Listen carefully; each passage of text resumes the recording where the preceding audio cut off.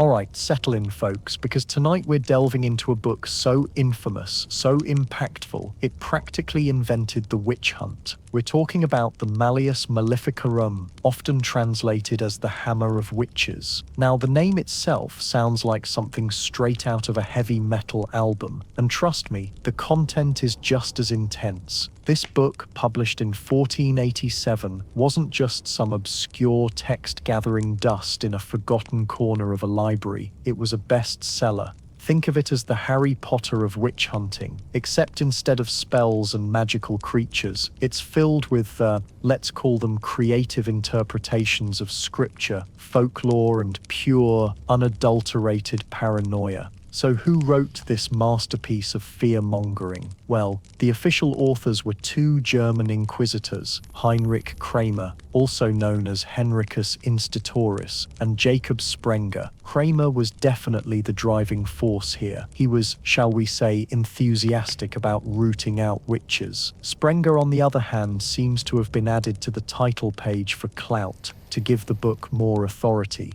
Some scholars even think Sprenger didn't contribute much at all, and might not have even approved of the final product. Talk about awkward workplace dynamics. Okay, so what's actually inside this terrifying tome? The Malleus Maleficarum is basically divided into three parts. Part 1 dives into the theology behind witchcraft. It argues, and I use that term loosely, that witchcraft is absolutely real and a dangerous threat to Christendom. Kramer and Sprenger go to great lengths trying to prove that the devil has immense power in the world, and that witches are his willing accomplices. They spent a lot of time debating whether witches were actually flying, for example, or if it was all just demonic illusion. It's mind-numbing stuff, honestly. What's really crucial in this section is the assertion that witchcraft is heresy, and therefore punishable by death. The book also argued that witchcraft was a worse sin than other heresies, because it involved a direct pact with Satan.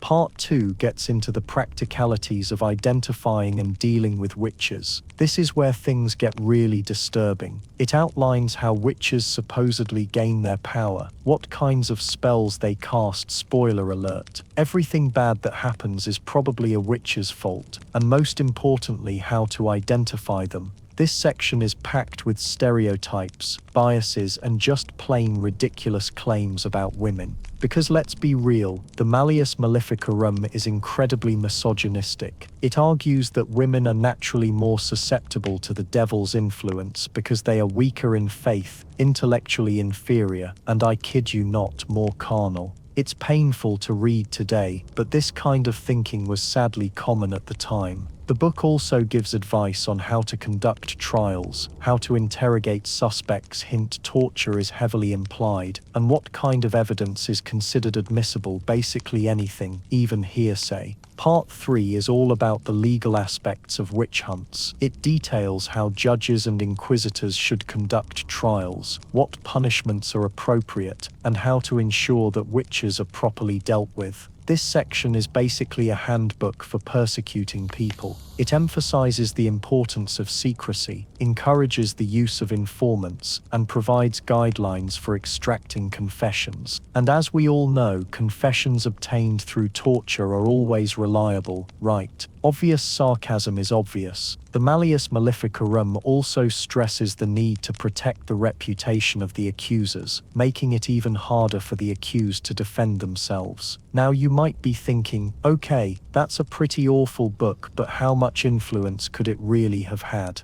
The answer is a lot. The Malleus Maleficarum became the go-to manual for witch hunters across Europe for the next couple of centuries. It was reprinted numerous times, translated into multiple languages, and cited as authority in countless witch trials. It provided the justification, the methodology, and the legal framework for persecuting tens of thousands of people, mostly women. The impact of the Malleus Maleficarum wasn't just about providing instructions, though. It also created a climate of fear. By portraying witches as a constant and imminent threat, it encouraged people to suspect their neighbors, to report even the slightest suspicion, and to believe the worst about anyone accused of witchcraft. It essentially turned communities against themselves, fostering an atmosphere of paranoia and mistrust. It's important to remember that the Malleus Maleficarum wasn't the cause of witch hunts. Belief in witchcraft existed long before this book was written. But what the Malleus Maleficarum did was to systematize those beliefs, to legitimize the persecution of witches, and to provide a framework for witch hunts on a scale never seen before. It gave the witch hunts a veneer of intellectual respectability, turning what might have been isolated incidents of superstition into a widespread and systematic campaign of terror. The book was also controversial, even in its own time. Some theologians and legal scholars criticized it for its reliance on flimsy evidence, its exaggerated claims about the power of witches, and its misogynistic views. However, those criticisms were often drowned out by the voices of those who embraced the Malleus Maleficarum as a weapon in their fight against evil. So next time you hear someone talk about the Salem witch trials or the witch hunts of Europe, remember the Malleus Maleficarum. It's a chilling reminder of the dangers of fear, superstition, and unchecked authority. It's a book that shaped history in a profoundly negative way, and its legacy continues to haunt us today. It reminds us to be critical of authority, to challenge prevailing narratives, and to always defend the rights of the vulnerable and the accused. Because, as history has shown us, the consequences of failing to do so can be truly devastating. Alright, settle in, because this is where things get, well, wholly terrifying. We're diving into the theological justifications for the witch hunts, basically how religious doctrine, specifically Christian doctrine in the medieval period, was twisted and weaponized to fuel the persecution of people accused of witchcraft. Now, it's easy to just say, oh, the church was evil, but it's way more complicated than that. Think of it less like a mustache-twirling villain and more like a system, a way of thinking that built up over centuries and created this perfect storm of fear and paranoia. It wasn't all malevolent intention, though some definitely existed. It was a lot of misunderstanding and, frankly, some really bad interpretations of scripture.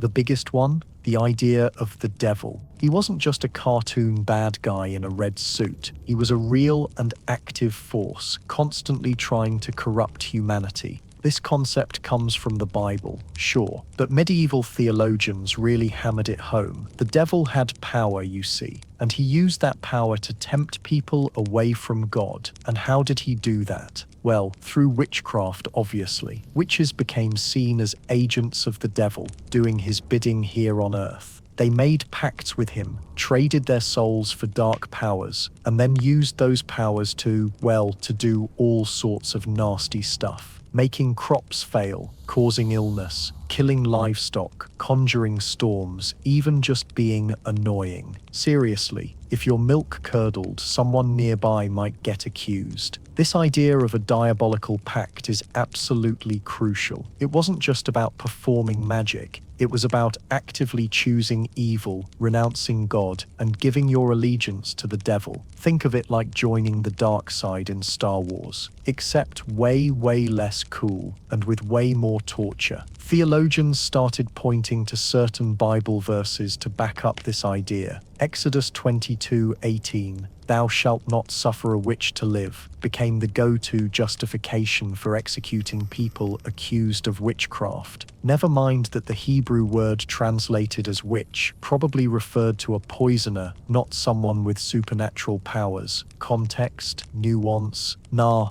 just kill 'em. But it gets even worse. Saint Augustine, one of the most influential theologians of all time, wrote extensively about the nature of good and evil. He basically said that even seemingly small deviations from God's will could open you up to demonic influence. So if you weren't totally devoted to God all the time, you were basically inviting the devil in for tea. And what about women? This is where the sexism really kicks in. Medieval society already saw women as weaker and more susceptible to temptation. Eve ate the apple, remember? So it was reasoned that women were far more likely to fall prey to the devil's wiles and become witches. Think about it. If the devil wants to corrupt humanity, who is the easiest target? According to this logic, it's women. It's this insidious combination of theological justification and societal prejudice that made women the primary targets of the witch hunts. So women were seen as being more susceptible, they were more vulnerable.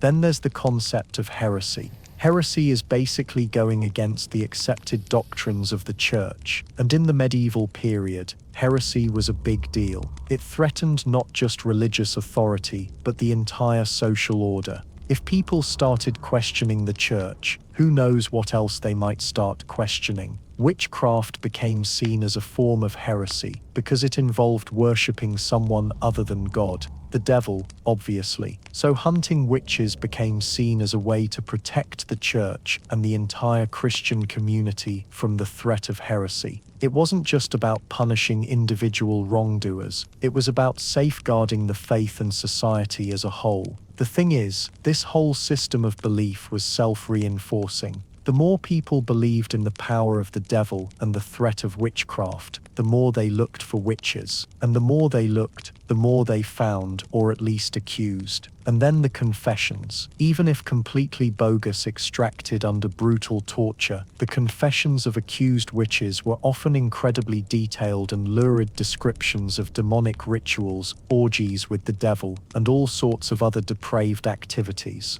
These confessions, in turn, further fueled the fear and paranoia surrounding witchcraft. It was a vicious cycle of fear, accusation, torture, and confession, all justified by this warped interpretation of Christian doctrine. You get someone to confess to these incredibly lurid and vile things, it just pours fuel onto the fire. It's like they were saying, see, we were right all along. But it's important to remember that not everyone in the church agreed with this approach. There were always dissenting voices, theologians and clergy, who questioned the validity of witch hunts and the methods used to extract confessions. But those voices were often drowned out by the louder voices of fear and paranoia. And you have to understand that during the Middle Ages, religion wasn't just something you did on Sundays. It was the very fabric of society, the framework through which people understood the world and their place in it. The church wasn't just a building, it was a political power, an economic force, and a moral authority.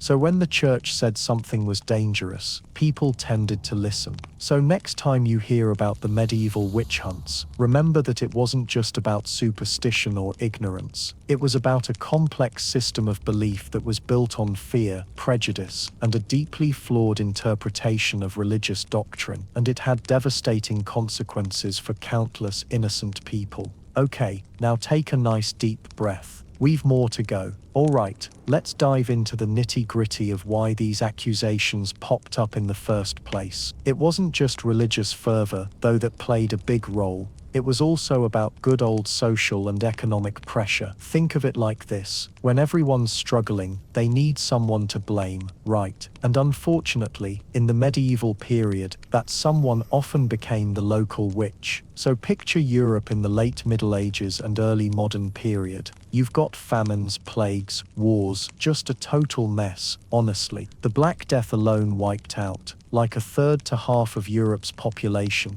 Can you even imagine? Talk about a vibe killer. These crises created massive social and economic upheaval. Suddenly, there were labor shortages, prices were all over the place, and the old certainties, gone. People were scared and looking for answers. Now let's talk specifics. One major issue was land. As populations grew before the Black Death, adding insult to injury, land became scarce. Common lands, you know, the fields and forests where everyone could graze their animals or collect firewood, were increasingly being enclosed by wealthy landowners. This meant the peasants, who relied on these resources, were getting squeezed. They're losing their livelihood, feeling desperate, and starting to get really ticked off. Then there's the whole economic transformation thing. Medieval society was traditionally based on a pretty rigid system, you know, feudalism, where everyone knew their place. But things were changing. A new merchant class was emerging, trade was booming, and money was becoming more important than land in some areas. This created tensions between the old aristocracy and these nouveau rich, the new money.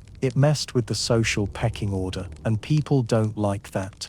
Think about it. Your neighbor is now a big shot because he sells textiles. It challenges the traditional system where birth dictated worth, so somebody needed to pay for that injustice. And where do witches come into all this? Well, in a society already steeped in superstition, witchcraft provided a convenient explanation for all the bad stuff happening. Crop failures? Witchcraft. Someone gets sick? Witchcraft. Milk curdles before its time? You guessed it. Witchcraft. It was a way to make sense of chaos and regain a sense of control, albeit a deeply misguided one. But more than that, accusing someone of witchcraft could be a way to deal with social and economic anxieties directly. Maybe you're a peasant farmer whose crops failed while your neighbors are thriving. Now in reality, maybe they just got luckier with the weather or used better farming techniques. But in your mind, fueled by fear and suspicion, it's because they're in league with the devil. Accusing them of witchcraft lets you strike back at someone who seems to be unfairly benefiting while you're suffering. Or perhaps you're a midwife who can't save a mother during childbirth. The family, grieving and desperate, might accuse you of causing the death through witchcraft, especially if there was any hint of pre-existing suspicion. And these women usually had knowledge of herbs and remedies, making them easy targets. This way, people could blame you for what they didn't understand. It's a classic case of scapegoating, blaming a vulnerable individual or group for problems that are actually caused by larger social, economic, or political forces. It's easier to point the finger at someone than to confront complex issues like economic inequality or environmental disaster. "She cursed my cows" is a lot easier to process than the economic structure of the manorial system doesn't allow for agricultural improvements due to the rigid tenant system. The other element here is envy. In small, tight-knit communities, envy could be a powerful and destructive force. If someone was perceived as being too successful, too beautiful, or too lucky, they might attract the suspicion of their neighbors. Accusations of witchcraft were often rooted in this kind of resentment. It was like saying, "You can't possibly have achieved this through honest means. You must have made a deal with the devil." So witchcraft accusations helped people cope with their own feelings of inadequacy by tearing other people down. And who was most vulnerable? Often it was women, particularly older, poorer women who were already on the margins of society. They were seen as being less powerful and less able to defend themselves. Plus, stereotypes about women being more susceptible to temptation and closer to nature, a double-edged sword in this context, made them easy targets. We'll get deep into the gender dynamics in another section, but just keep this in mind for now. So when you put it all together, economic hardship, social upheaval, religious superstition, and good old-fashioned envy, you get a perfect storm for witch hunts. It wasn't just about believing in magic, it was about using witchcraft accusations as a way to manage anxiety, settle scores, and maintain social order. And it just goes to show you that when times get tough, people are capable of doing some pretty terrible things. But there is one small light in the darkness. Despite this persecution, individuals did what they could to survive. Alright, settle in folks, because tonight we're diving into who exactly got caught in the crosshairs of the medieval witch hunts. It wasn't just random happenstance. There were definitely patterns and stereotypes at play. So grab your metaphorical magnifying glass and let's get to it. Now picture this, you're living in a small, tight-knit village. Superstition hangs thick in the air like morning mist, and life is hard. Crops fail, livestock dies, someone gets mysteriously ill. Who do you blame? Well, in many cases, the finger pointed squarely at someone who just didn't fit in. Think of it like a really messed up game of Clue, but instead of solving a murder, you're figuring out who's the most likely witch based on a whole lot of baseless assumptions. First up, let's talk the elderly, specifically older women. Why? Several reasons. For starters, older women often lived alone, maybe widowed or never married. They lacked the protection and social standing that came with a husband or family. This made them vulnerable targets. Add to that the fact that they were often repositories of traditional knowledge, herbal remedies, midwifery, stuff like that, and suddenly, you've got a recipe for suspicion. I mean, imagine Granny down the lane knows more about healing herbs than the local doctor. Clearly, she's in league with the devil, right? Spoiler alert, nope. Secondly, midwives were frequently accused. Childbirth, even in the 21st century, is still a dangerous deal. But back then, it was even more so. Infant mortality rates were sky high, and maternal deaths were common. When a birth went wrong, who was the first person to be blamed? Yup, the midwife. Never mind that she might have been doing her best in difficult circumstances. People were desperate to find someone to blame, and she was an easy target. The twisted irony is, many midwives were actually skilled healers, using their knowledge to help women and children. But that skill was often twisted into evidence of witchcraft. Alright, let's throw another log onto the fire of superstition. Healers. This isn't just midwives, but anyone who practiced folk medicine. Know a thing or two about which plants can cure what ailment. Witch, able to soothe a fever with a special poultice. Double witch. Look, in a time when medical science was, shall we say, lacking, people relied on traditional remedies. But these remedies were often shrouded in secrecy and passed down through generations, making them prime candidates for accusations of witchcraft. Plus, let's not forget the church. They often saw folk healers as competition, threatening their authority and control over spiritual matters. So demonizing them as witches was a pretty convenient way to eliminate the competition, if you get my drift. Moving on to beggars and the poor. These folks were already on the fringes of society. They were dependent on the charity of others, and their poverty made them vulnerable. If a wealthy person refused to give alms to a beggar and then suffered some misfortune, a sick cow, a bad harvest, it was easy to assume that the beggar had cursed them out of spite. She asked for bread, I refused her, and now my crops are failing. Clearly, that's a witch's curse. It's basically blaming the victim and using poverty as evidence of evil. Nice, huh?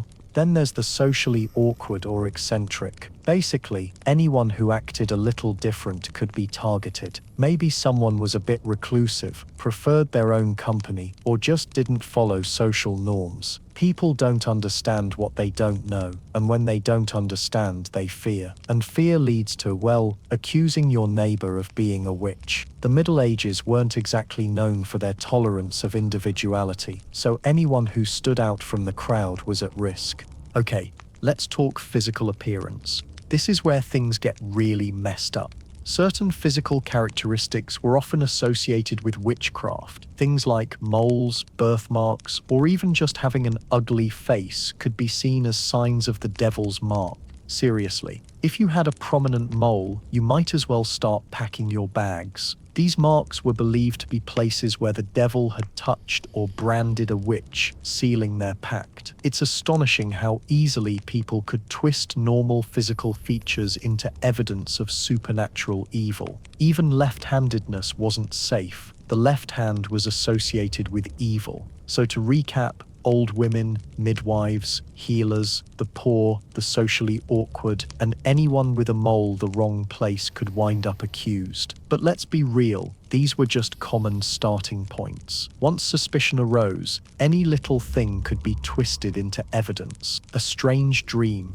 a neighbor's grudge, a child's accusation, all could be used to build a case against someone. And the thing is, none of this had anything to do with actual witchcraft. These were just vulnerable people being scapegoated for the problems of their communities. It's a tragic reminder of how easily fear and superstition can be weaponized against the marginalized. But hold on, the story doesn't end there. Even with all these stereotypes working against them, some accused witches did manage to survive. And we'll talk about how they did it in the next one, so stay tuned. Alright? let's dive into the legal framework that enabled the torture of suspected medieval witches. It's kinda dry stuff, I know, but bear with me, because understanding the laws is crucial to seeing how these horrific witch hunts were even possible in the first place. Basically, we're talking about a slow shift in legal thinking, away from accusatorial systems, where the burden of proof was largely on the accuser, and towards inquisitorial systems. Now,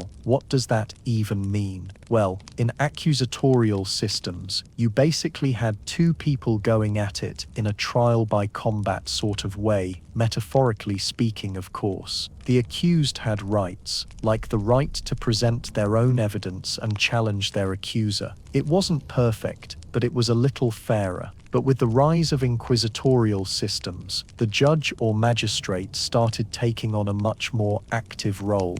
They were no longer just referees, they became investigators, prosecutors, and, well, essentially all-powerful figures in the legal process. This happened for various reasons, including a growing belief in the need to actively root out heresy and maintain religious purity. Think of it like this. The judge wasn't just hearing a case, they were on a mission from God, no less. And when you're on a mission from God, well, things like due process tend to go out the window. One of the biggest turning points was the formal acceptance of torture as a legitimate means of extracting confessions. Now, torture had always been around, of course, but there was initially some resistance to using it in witchcraft cases. The problem was, witchcraft was seen as a secret crime, a crime of the shadows. How do you prove someone made a pact with the devil? You can't exactly find it on video, right? So the argument went, if witchcraft is inherently secretive, then ordinary rules of evidence don't apply. You need extraordinary measures, like, well, torture, to get to the truth. Plus, the idea that witchcraft was a form of heresy, which justified the use of extreme methods to get to the core of the matter.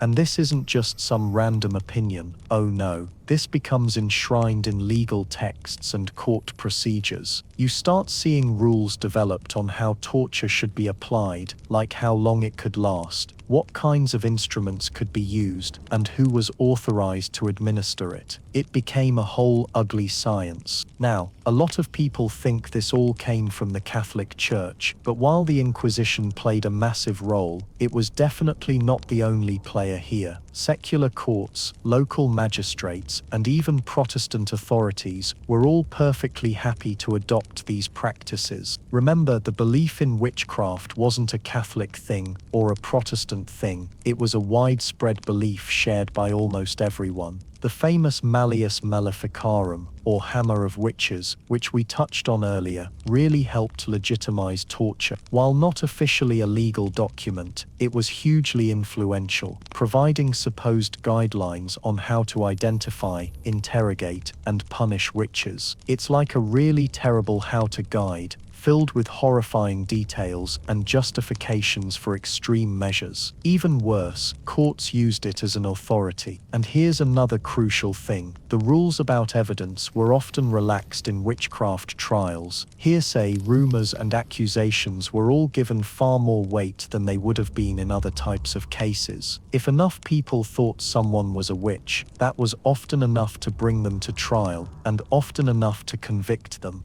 This whole community reputation could be the equivalent of a death sentence. Plus, there were very few avenues for appeal. Once a court made a decision, it was usually final. It was next to impossible for an accused witch to challenge the verdict or seek a retrial. You were pretty much at the mercy of the judges. The whole system was designed to make it incredibly difficult for the accused to defend themselves. The burden of proof was essentially reversed. Instead of the prosecution having to prove guilt, the accused had to prove their innocence. And how do you prove you didn't make a pact with the devil? It's impossible. On top of everything, the secrecy of the court proceedings contributed to this injustice. Witnesses were often examined in private, without the accused being present. The accused often didn't know who their accusers were, or what evidence was being presented against them. It was hard to defend against things you couldn't see. And let's not forget the whole concept of spectral evidence, which was especially prominent in places like colonial America.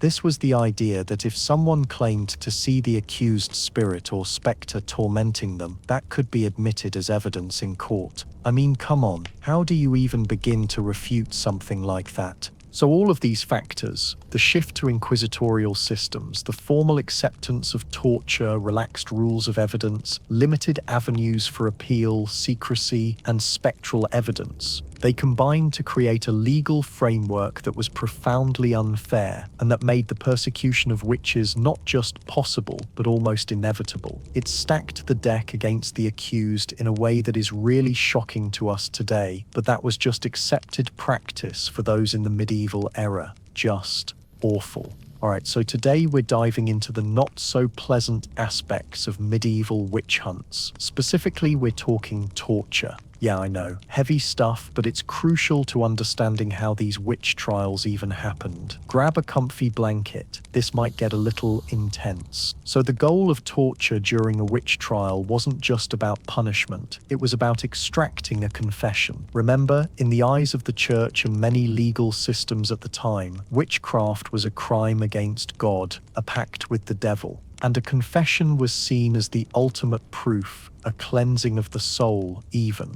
Kind of messed up, right? Now let's be clear, not every accused witch was tortured. Some trials relied on circumstantial evidence, accusations from neighbors, or spectral evidence, which, believe it or not, was the testimony of someone claiming to see the accused in a dream or vision committing witchcraft. Totally bonkers, but it happened. But when the evidence was weak or the judge was particularly zealous, well, that's when the real fun began. Fun as in horrible. The torture process wasn't some random act of cruelty. It was a calculated, systematic approach designed to break the accused's will. There was a whole playbook, often outlined in books like the Malleus Maleficarum or the Hammer of Witches, which, in case you haven't heard of it, was basically a medieval witch hunting manual. Cheerful reading, I know. The first step was usually terrotio, the threatening. The accused would be brought to the torture chamber, shown the instruments, and given a stern lecture on the gravity of their sins and the importance of confessing. Think of it as a medieval scare tactic. The hope was that the fear alone would be enough to get them to crack, and sometimes it was. If threats didn't work, things escalated. The most common methods involved causing pain, inducing fear, and, believe it or not, sleep deprivation. Yeah, even that was considered torture back then. Let's start with the rack.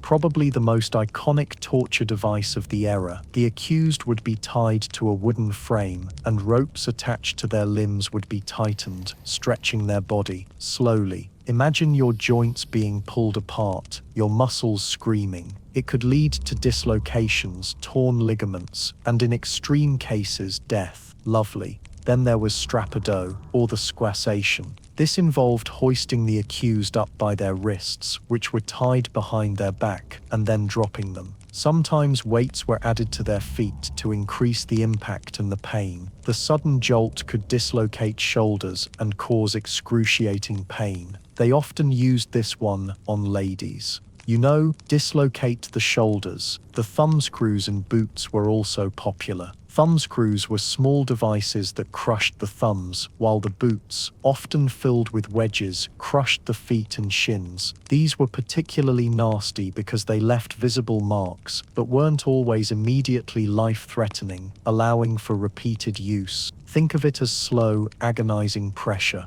Water torture was another favorite. One method, aqua strangulation, involved forcing large quantities of water down the accused's throat, causing them to feel like they were drowning. Another involved dripping water onto the forehead, a form of sensory overload that could drive people insane. You know, it is all so fun to think about. And don't forget sleep deprivation. The accused would be kept awake for days, often in uncomfortable positions, constantly questioned and harassed. The lack of sleep would eventually break down their mental resistance, making them more suggestible and likely to confess to anything just to make it stop.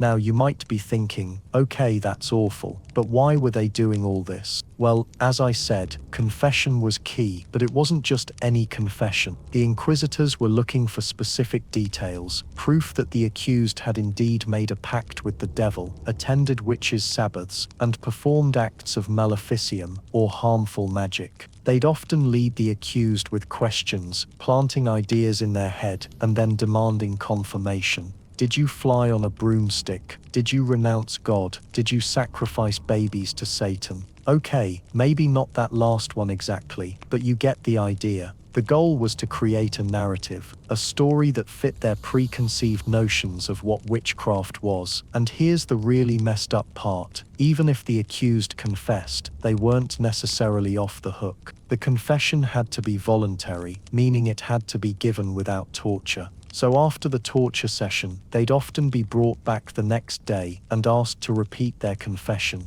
If they recanted, the torture would start all over again. Talk about a catch-22. The entire process was designed to be psychologically devastating. The accused was isolated, stripped of their dignity, subjected to intense pain and fear, and constantly pressured to confess to something they may not have even done. It's no wonder so many people eventually broke down and confessed, even if it meant certain death. Because the alternative, more torture, and let's be honest, who could endure that? So that's a glimpse into the torture process during the medieval witch hunts. It was a brutal, systematic attempt to extract confessions and reinforce the belief in witchcraft. But as we'll see later, some accused witches did manage to survive, and their stories are a testament to the strength and resilience of the human spirit. Now, I am going to go have a cookie and maybe a nap.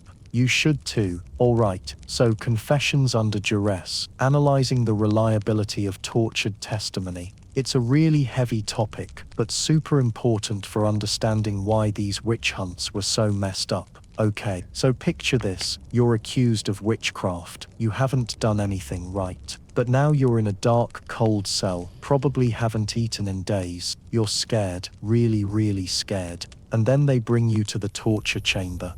We've talked about the different methods, right? The rack, the strapado, thumb screws, just unimaginable pain. Now, under that kind of pressure, what are you going to do? Are you going to hold firm and maintain your innocence? Some did, absolutely, but many more, they cracked. The thing is, torture isn't about finding the truth. It's about breaking someone. It's about getting them to say whatever you want them to say. So when these medieval witches confessed, how much of it was real? How much of it was just a desperate attempt to stop the pain? That's what we got to unpack. Think about it logically. Pain messes with your brain, like a lot. It impairs your memory. It distorts your perception. It scrambles your ability to think clearly. You're basically in survival mode. Your only goal is to make the pain stop. So if someone's asking you leading questions, did you meet with the devil in the woods? Did you curse your neighbor's cow? You're probably going to say yes, just to make them stop. And that's exactly what happened. The inquisitors, they weren't just asking questions, right? They were feeding the accused information. They already believed these things were happening. So they'd ask questions designed to confirm their beliefs, not to uncover the truth. They'd suggest details, imply connections, and basically plant the seeds of a confession in the victim's mind. And the really awful thing, once someone confessed, even under torture, it was almost impossible to take it back. The courts saw the confession as proof. End of story, even if the witch recanted later, saying they only confessed to stop the pain. It usually didn't matter. They were already condemned. This created this really horrifying feedback loop. Torture led to confessions, confessions led to convictions, and convictions reinforced the belief that witchcraft was real and widespread. It was all built on, well, basically, lies forced out of people under extreme duress, quietly. Now there were some who argued that God wouldn't allow an innocent person to falsely confess under torture. They believed that divine intervention would somehow protect the innocent. But that's just not how it works, is it? Torture is a human invention. It's a tool of oppression. It's not some kind of divine truth serum. And it gets even more complicated when you consider the psychological impact of torture. I mean, imagine the trauma, the fear, the pain, the sense of utter helplessness. Some victims, they might have started to genuinely believe the things they were accused of. They might have experienced dissociative states, lost time, even false memories. It's like their minds were trying to make sense of the impossible, and in doing so, they created their own version of reality, very softly. So analyzing these confessions, it's not about taking them at face value. It's about understanding the context. It's about recognizing the power of suggestion, the effects of trauma, the inherent unreliability of information extracted through pain. It's about acknowledging that these confessions, they tell us more about the people doing the torturing than they do about the people being tortured. And that's really the heart of this whole thing. The witch hunts weren't about witches. They were about power. They were about control. And they were about fear. And the confessions, they were just a tool, a way to justify the cruelty, to silence dissent, and to maintain the existing social order. Almost whispering. So next time you read about a medieval witch confessing to flying on a broomstick or making a pact with the devil, remember this. Remember the torture chamber. Remember the fear. Remember the power dynamics. And remember that the truth, it was probably the first casualty. And remembering that can help us understand the whole picture a little better. Okay. Alright, settle in, because tonight we're diving deep into a really uncomfortable truth about the witch hunt's gender. Specifically, why women were so overwhelmingly targeted. It wasn't just some random coincidence. The reasons are tangled up in the really messed up gender dynamics of the medieval and early modern periods. So dim the lights, get comfy, and let's unravel this. First, let's address the elephant in the room, misogyny. This wasn't just a personal prejudice, but a systemic, deeply ingrained belief that women were inherently inferior to men, intellectually, morally, and even physically.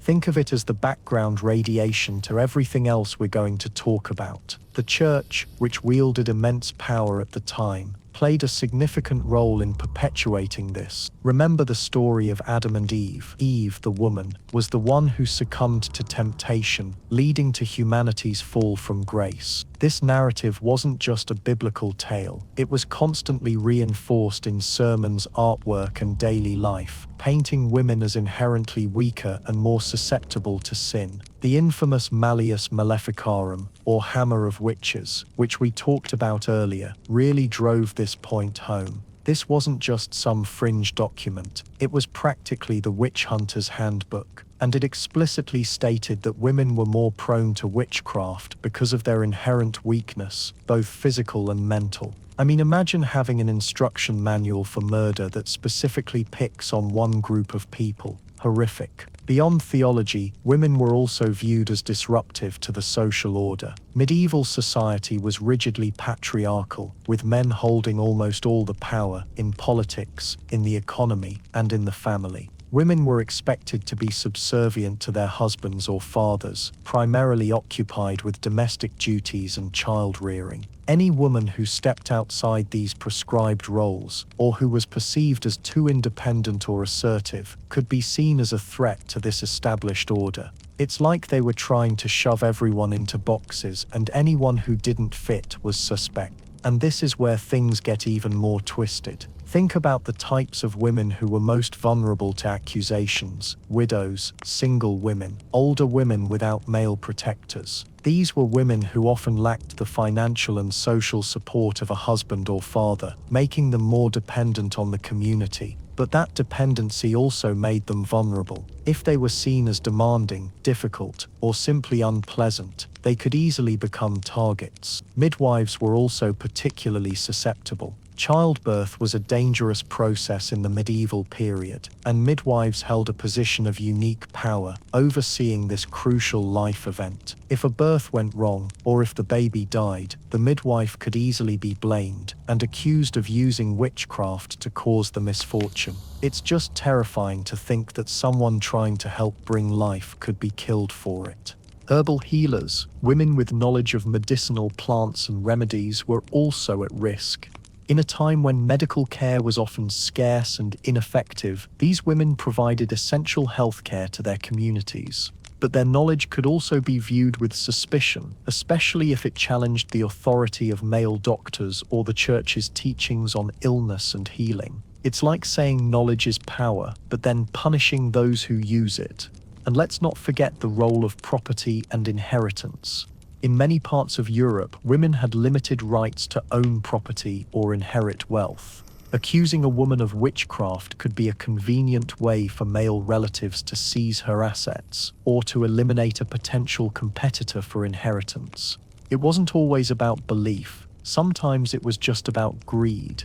So to recap, women were disproportionately targeted as witches because of a toxic cocktail of misogyny, religious doctrine, social anxieties, and economic motives. They were seen as inherently weaker and more susceptible to evil, as disruptive to the patriarchal order, and as easy targets for accusations driven by personal grudges or greed.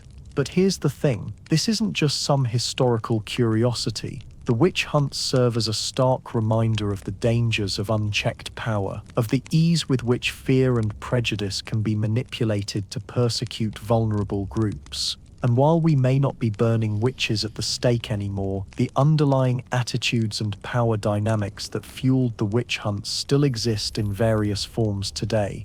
The fight for gender equality is far from over. So the next time you hear someone dismiss the witch hunts as just superstition, remember the real reasons why women were targeted. Remember the systemic misogyny, the social anxieties, and the economic motives that fueled the persecution. And remember that the fight for justice and equality is a never-ending battle. Now, close your eyes, take a deep breath, and try to imagine a world where fear and hate aren't used to hurt people. Just imagine that for a moment, and maybe even fall asleep, dreaming of ways to make that world real. Good night. Okay, so we've talked about how witch hunts targeted women, right? But it's even more heartbreaking when we look at kids caught in the crosshairs. Like, imagine being a child in the 16th or 17th century, and suddenly you're accused of witchcraft. Terrifying, right? See, kids were seen as especially vulnerable in a few ways. First, there was this belief that they were easily influenced by the devil, like their minds were supposed to be blank slates, perfect for demonic manipulation. So if a kid acted out, or had a weird dream, or even just didn't get along with someone, it could be twisted into evidence of witchcraft. Makes no sense. Plus, kids were totally dependent on adults. They didn't have any real power. If their parents or other adults accused them, they were basically doomed. They couldn't defend themselves, they often didn't even understand what they were being accused of. Imagine that confusion, that fear. And get this, sometimes other accused witches would name kids in their confessions. You know, after hours, or even days of torture, desperate to make it stop, they'd say anything to get some relief, even if it meant throwing a child under the bus. So unfair. Now, you might be thinking, okay, but surely they wouldn't torture a child, right? Oh, sweet summer child. Sadly, that happened too, though the methods were sometimes slightly different than those used on adults, usually because, well, kids are smaller and more fragile. But the goal was still the same: to get a confession. They might use sleep deprivation, for example. Keeping a kid awake for days on end would break down their resistance, make them more likely to say whatever the interrogators wanted to hear. And psychological manipulation was definitely on the table. You know, threats, isolation, and trying to turn them against their own family. The impact on these kids was of course devastating. I mean, even if they survived the ordeal, they were completely traumatized. They might be ostracized by their community, forever labeled as tainted or evil. Some were even left with lifelong mental health problems. And here's another layer of awful. Some adults used accusations against children for their own gain. Maybe they wanted to get rid of an unwanted kid, or gain control of their family's property. It was a twisted, cruel way to exploit a system already rife with injustice. Think about it. A vulnerable child, already scared and confused, is thrown into this nightmare world of accusations, interrogations, and potential torture. It's hard to imagine the level of fear and despair they must have felt. Sometimes you see cases where kids would confess and then start accusing other kids. This created these horrifying cycles of accusations where children turned against each other, fueled by fear and manipulation. It's like the adults created this monster and the kids were just trying to survive in the only way they knew how. There are some famous historical examples too, like the Salem witch trials. Several of the initial accusers were young girls. While it's super complicated, and there's a lot of debate about their motives, the fact remains that these children played a significant role in the witch hunt, and their accusations led to the deaths of innocent people. It's easy to look back at these events and think, how could anyone be so cruel to a child? But it's important to remember the context of the time. People genuinely believed in the power of witchcraft, and they saw children as vulnerable targets for demonic influence. That doesn't excuse their actions, but it does help us understand the mindset. And hey, understanding that mindset is really the only way we can recognize similar patterns if they pop up today, right? Because even though we hopefully don't believe in witches anymore, we can still fall into those same traps of fear, scapegoating, and blaming vulnerable groups for society's problems. So the next time you hear someone demonizing a group of people or accusing them of being somehow evil, take a step back and think about the children accused of witchcraft. Remember their vulnerability, their fear, and the injustice they faced. And let that be a reminder to always question our own biases and assumptions, and to stand up for those who can't stand up for themselves. Because nobody, especially kids, deserves to be treated like that. Alright, so we've talked about how the legal system basically gave free rein to torture, which is like not a good thing. But how did they even decide who to torture? I mean, aside from just, picking on the weird neighbor, that's where these experts came in, the witch prickers and examiners. Seriously, those were their jobs. Can you imagine putting that on your resume? Expert witch finder, special skills, needle-based diagnostics. Yeah, these guys were a whole new level of terrifying. So think about it. Witchcraft was considered a crime against God, right? And like the authorities, both religious and secular, were super serious about stamping it out. But how do you prove someone's a witch? It's not like they're carrying around a business card that says, member of the local coven, ask about our discount spell packages. That's where the witch prickers and examiners stepped in. They presented themselves as the only ones who could tell for sure if someone was in league with the devil. Now, some were legit theologians or scholars who genuinely believed they were doing God's work by uncovering heresy. They pored over old texts, debated theological points, and generally tried to come up with a scientific way to identify witches. I say scientific with all the sarcasm I can muster. Others were just straight up con artists. They saw the witch hunts as a super profitable opportunity. They traveled from town to town, offering their expert services for a fee. And desperate communities, gripped by fear and superstition, were totally willing to pay them to find the witches in their midst. It's kind of like those ghost hunters on TV, but with way more torture. Okay, so how did these experts actually do their jobs? Well, the examiners, the more scholarly ones, relied heavily on interrogation. They'd grill the accused with questions based on theological theories and popular folklore, hoping to catch them in a contradiction or an admission of guilt. They'd ask about dreams, strange occurrences in the village, and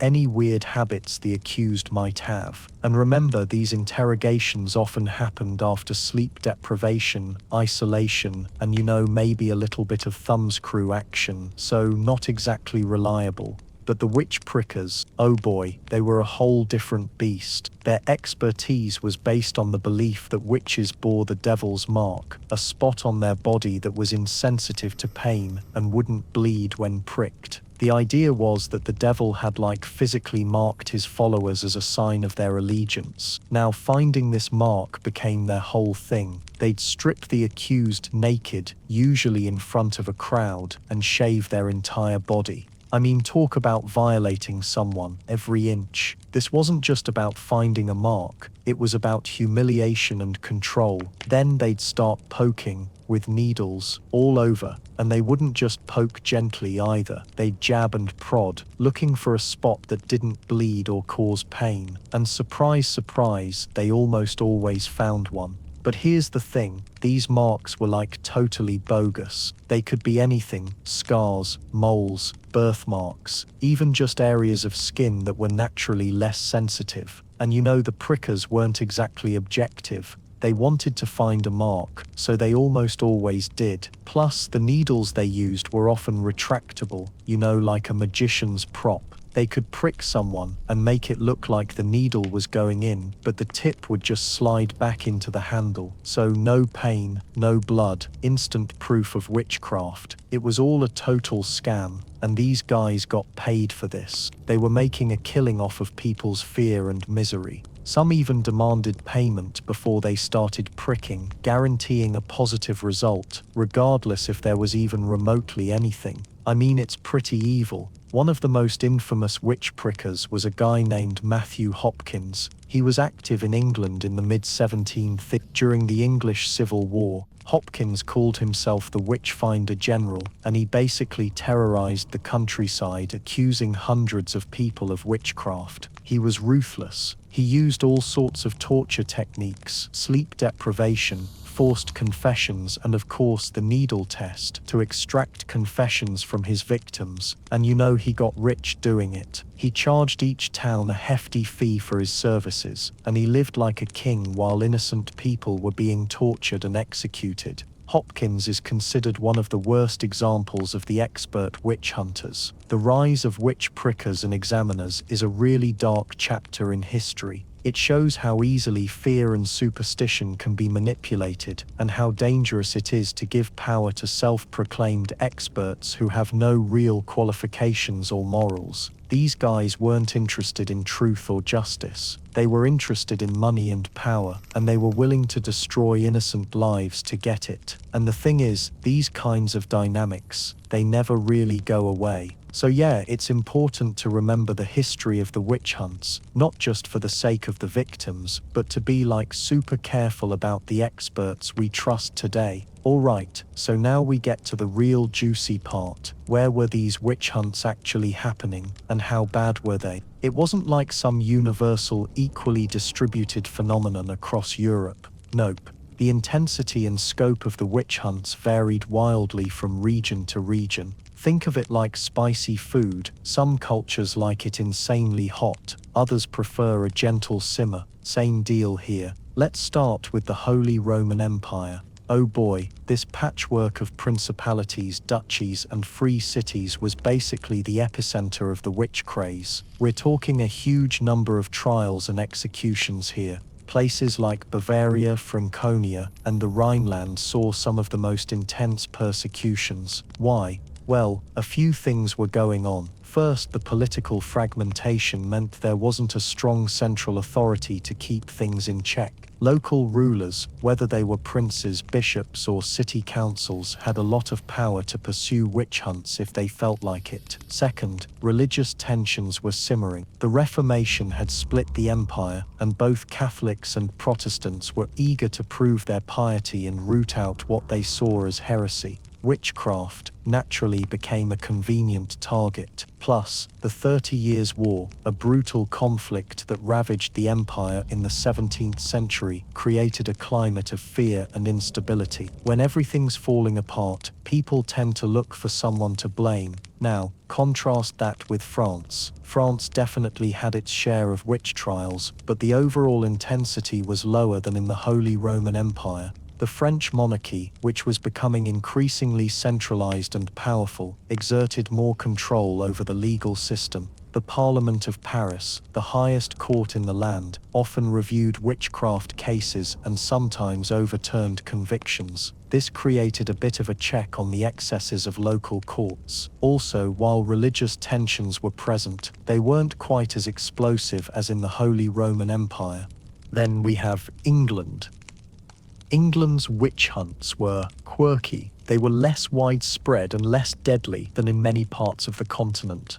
One big reason was the English legal system. Unlike the inquisitorial system used in many European countries, English law relied on accusatorial procedures. This meant the accused had more rights, at least in theory, and evidence had to be presented in open court. Plus, torture was officially restricted, though, let's be honest, it still happened sometimes.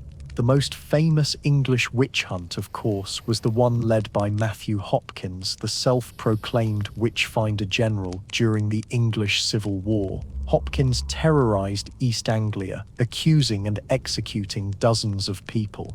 But even Hopkins's reign of terror was relatively short-lived, and after the Civil War ended, he was brought to justice. Now, let's hop over to Scotland. Scotland, despite being part of the same island as England, had a very different experience with witch hunts.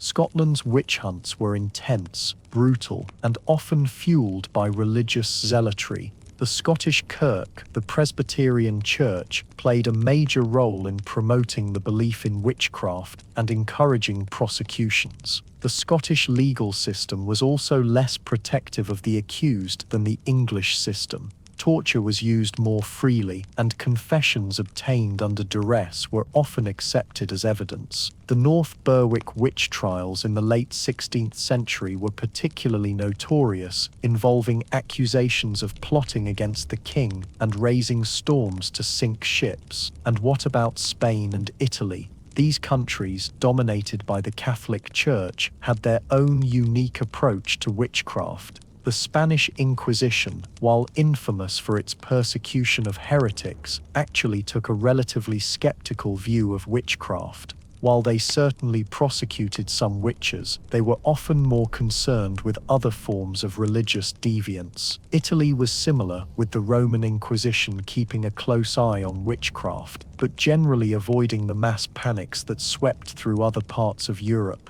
The famous case of the Benandanti in northeastern Italy shows this skeptical approach. The Benandanti were members of a folk tradition who believed they fought against evil spirits in nightly battles. The Inquisition, instead of simply condemning them as witches, tried to understand their beliefs and integrate them into Orthodox Catholicism. So, what are the key takeaways here? Regional variations in witch hunt intensity depended on a complex interplay of factors. Things like political structure, religious tensions, legal systems, and even local folklore all played a role. The Holy Roman Empire, with its fragmented politics and religious divisions, was a hotbed of witch hunts. France, with its more centralized monarchy and legal oversight, saw less intense persecutions. England, with its accusatorial legal system, had relatively limited witch hunts, while Scotland, with its zealous Kirk and permissive attitude towards torture, experienced brutal persecutions. And Spain and Italy, under the watchful eye of the Inquisitions, took a more cautious and skeptical approach to witchcraft. It's a wild, complex, and frankly terrifying map to trace, and understanding it helps us understand the broader trends and factors that drove these hunts in the first place. Okay, so things were already pretty messed up, right? People were scared, they were blaming each other for bad crops, weird weather, you name it. But the peak of the witch hunts. Man, that was like throwing gasoline on a bonfire that was already raging. Imagine this, you're living in a small village, things have been tough, real tough. There's whispers going around all the time. Someone's cow died, probably a witch. Little Timmy got sick. Witchcraft. It's like everyone's walking on eggshells, and then something big happens. A respected member of the community, maybe the mayor's wife or a well-off merchant, someone powerful, gets accused, and suddenly the floodgates open. It's not just whispers anymore, it's full-blown panic. People are pointing fingers left and right.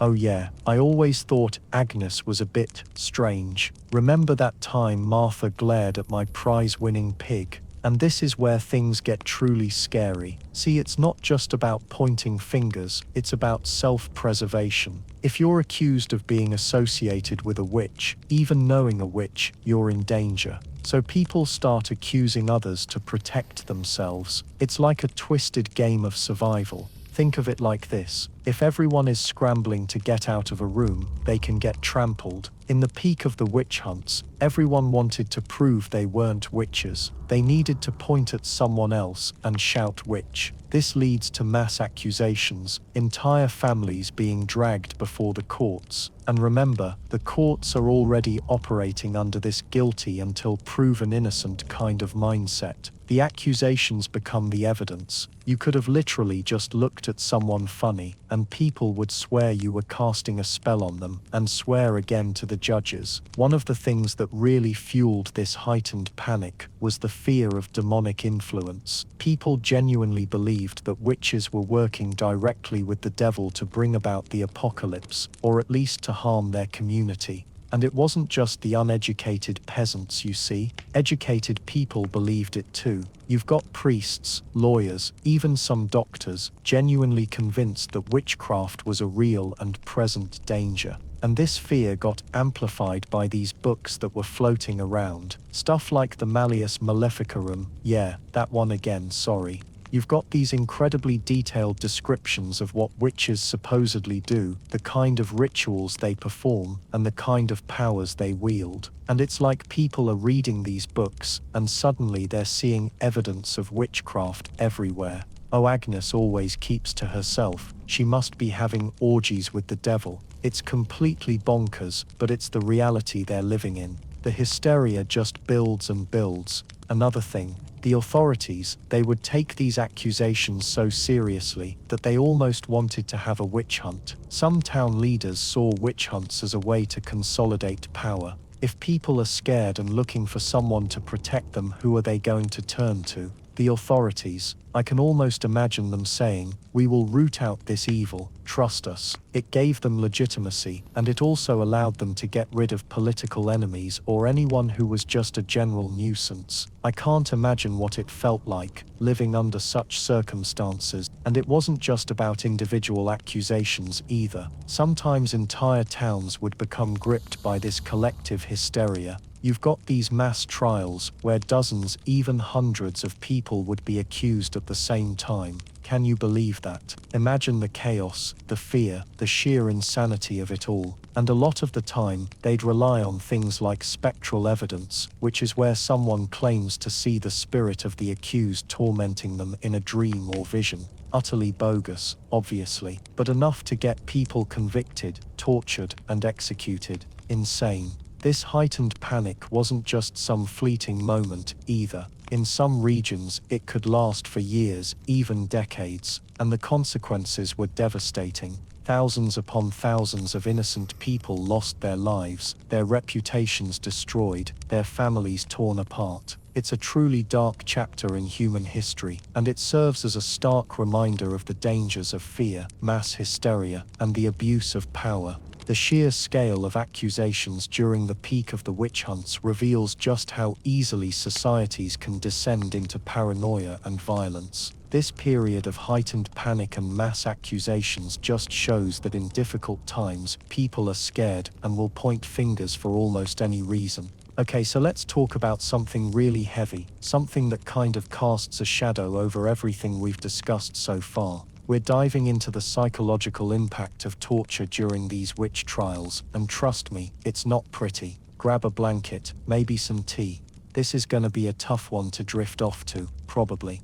Imagine this. You're already terrified, accused of something you didn't do, ripped from your family and friends, and thrown into a dark, cold cell. The only faces you see are those of your accusers, and their eyes are, well, let's just say they're not exactly filled with compassion. And then the real horror starts.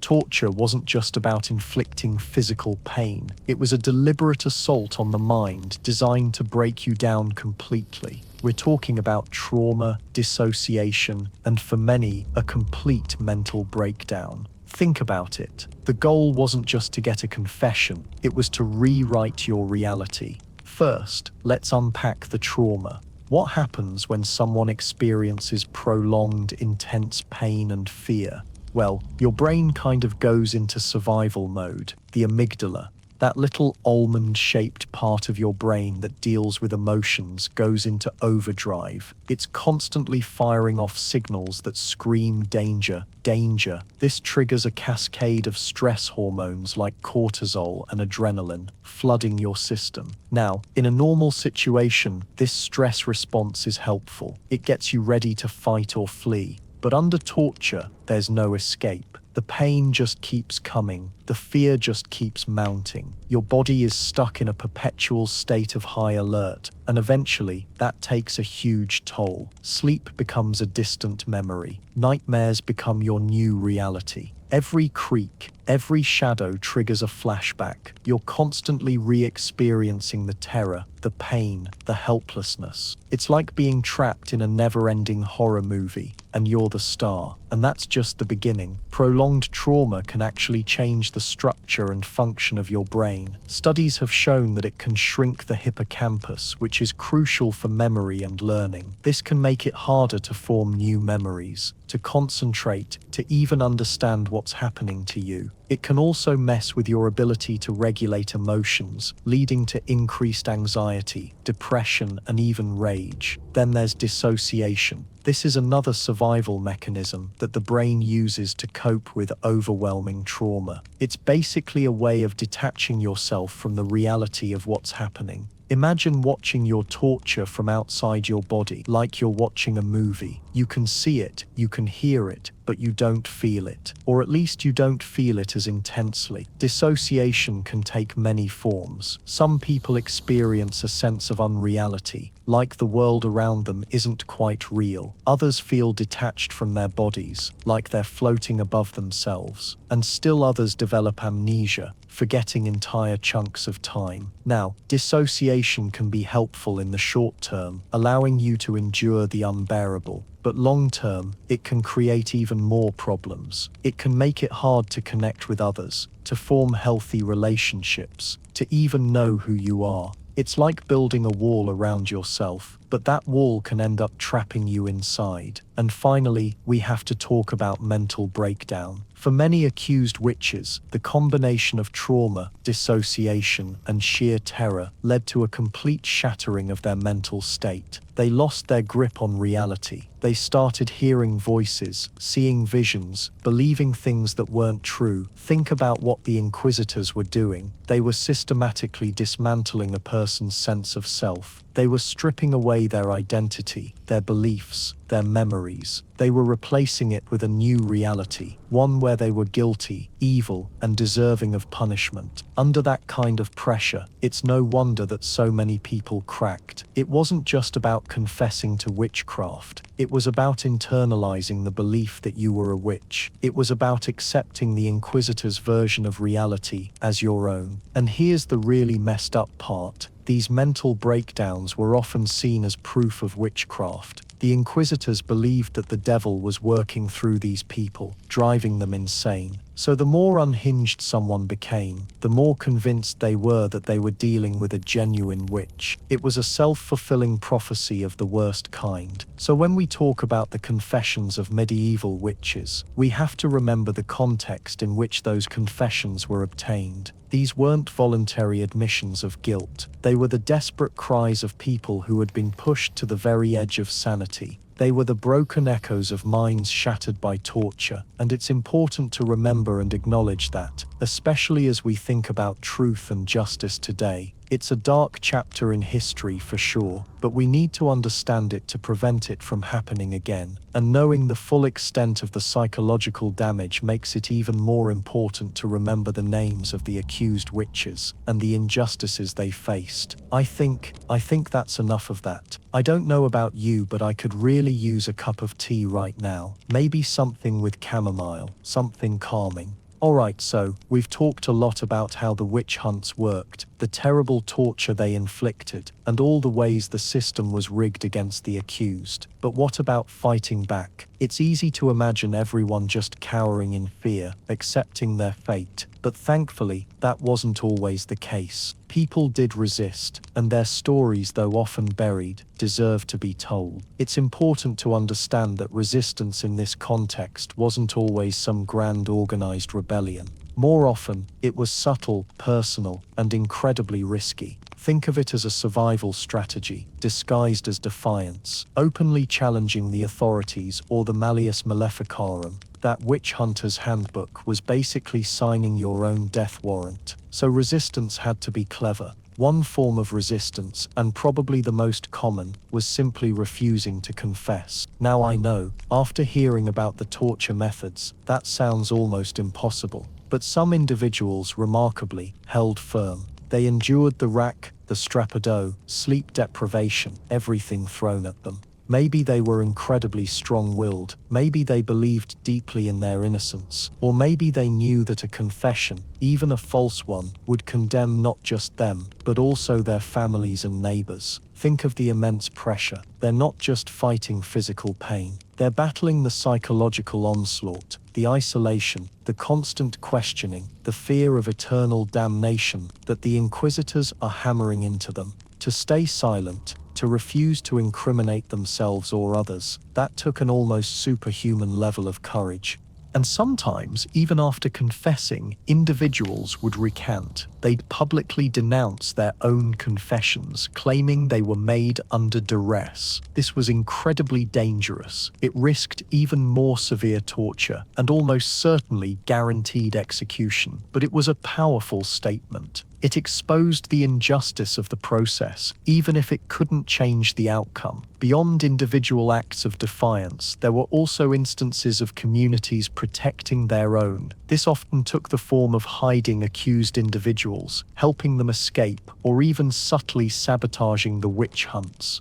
Imagine a village where everyone knows that old Martha is being unfairly targeted.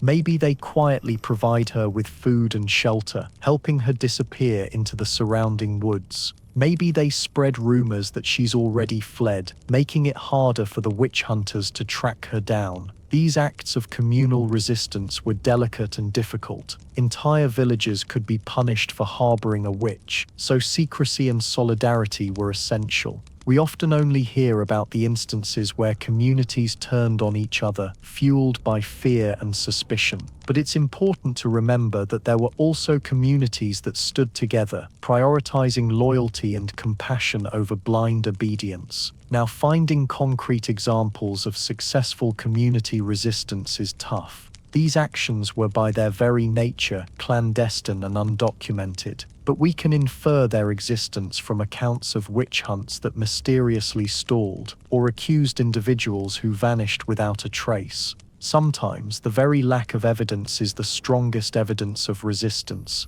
Another interesting, though less direct, form of resistance came from those within the system itself who questioned the witch hunts. Some clergymen, lawyers, and even judges expressed skepticism about the validity of confessions extracted under torture. They pointed out the inherent unreliability of such testimony, the possibility of innocent people being condemned based on lies.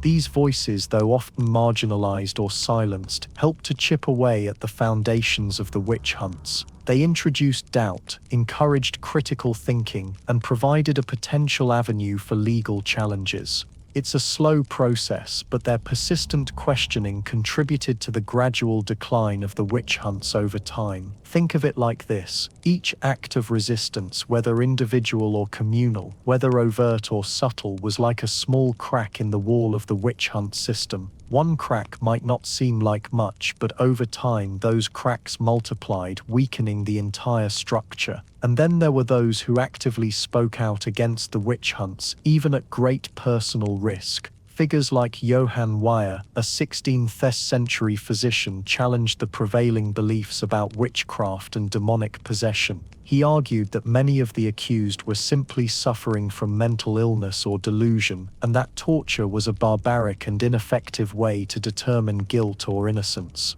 Weyer's writings were controversial and widely criticized, but they helped to shift the discourse around witchcraft. He offered an alternative explanation for the phenomenon, one based on reason and observation rather than superstition and fear. He gave people permission to question the accepted narrative, to see the accused as human beings rather than monsters. Now, were these acts of resistance always successful? Absolutely not. The witch hunts were a powerful and deeply entrenched system, and the vast majority of accused individuals were still subjected to torture, condemnation, and execution. But these acts of resistance, however small, however fleeting, represent a flicker of hope in a dark chapter of history. They remind us that even in the face of overwhelming oppression, the human spirit can endure, and that even the most brutal systems can be challenged. So the next time you hear about the witch hunts, remember not just the victims but also the rebels. Remember those who refused to confess, those who recanted their confessions, those who hid and protected the accused, and those who dared to question the very foundations of the system.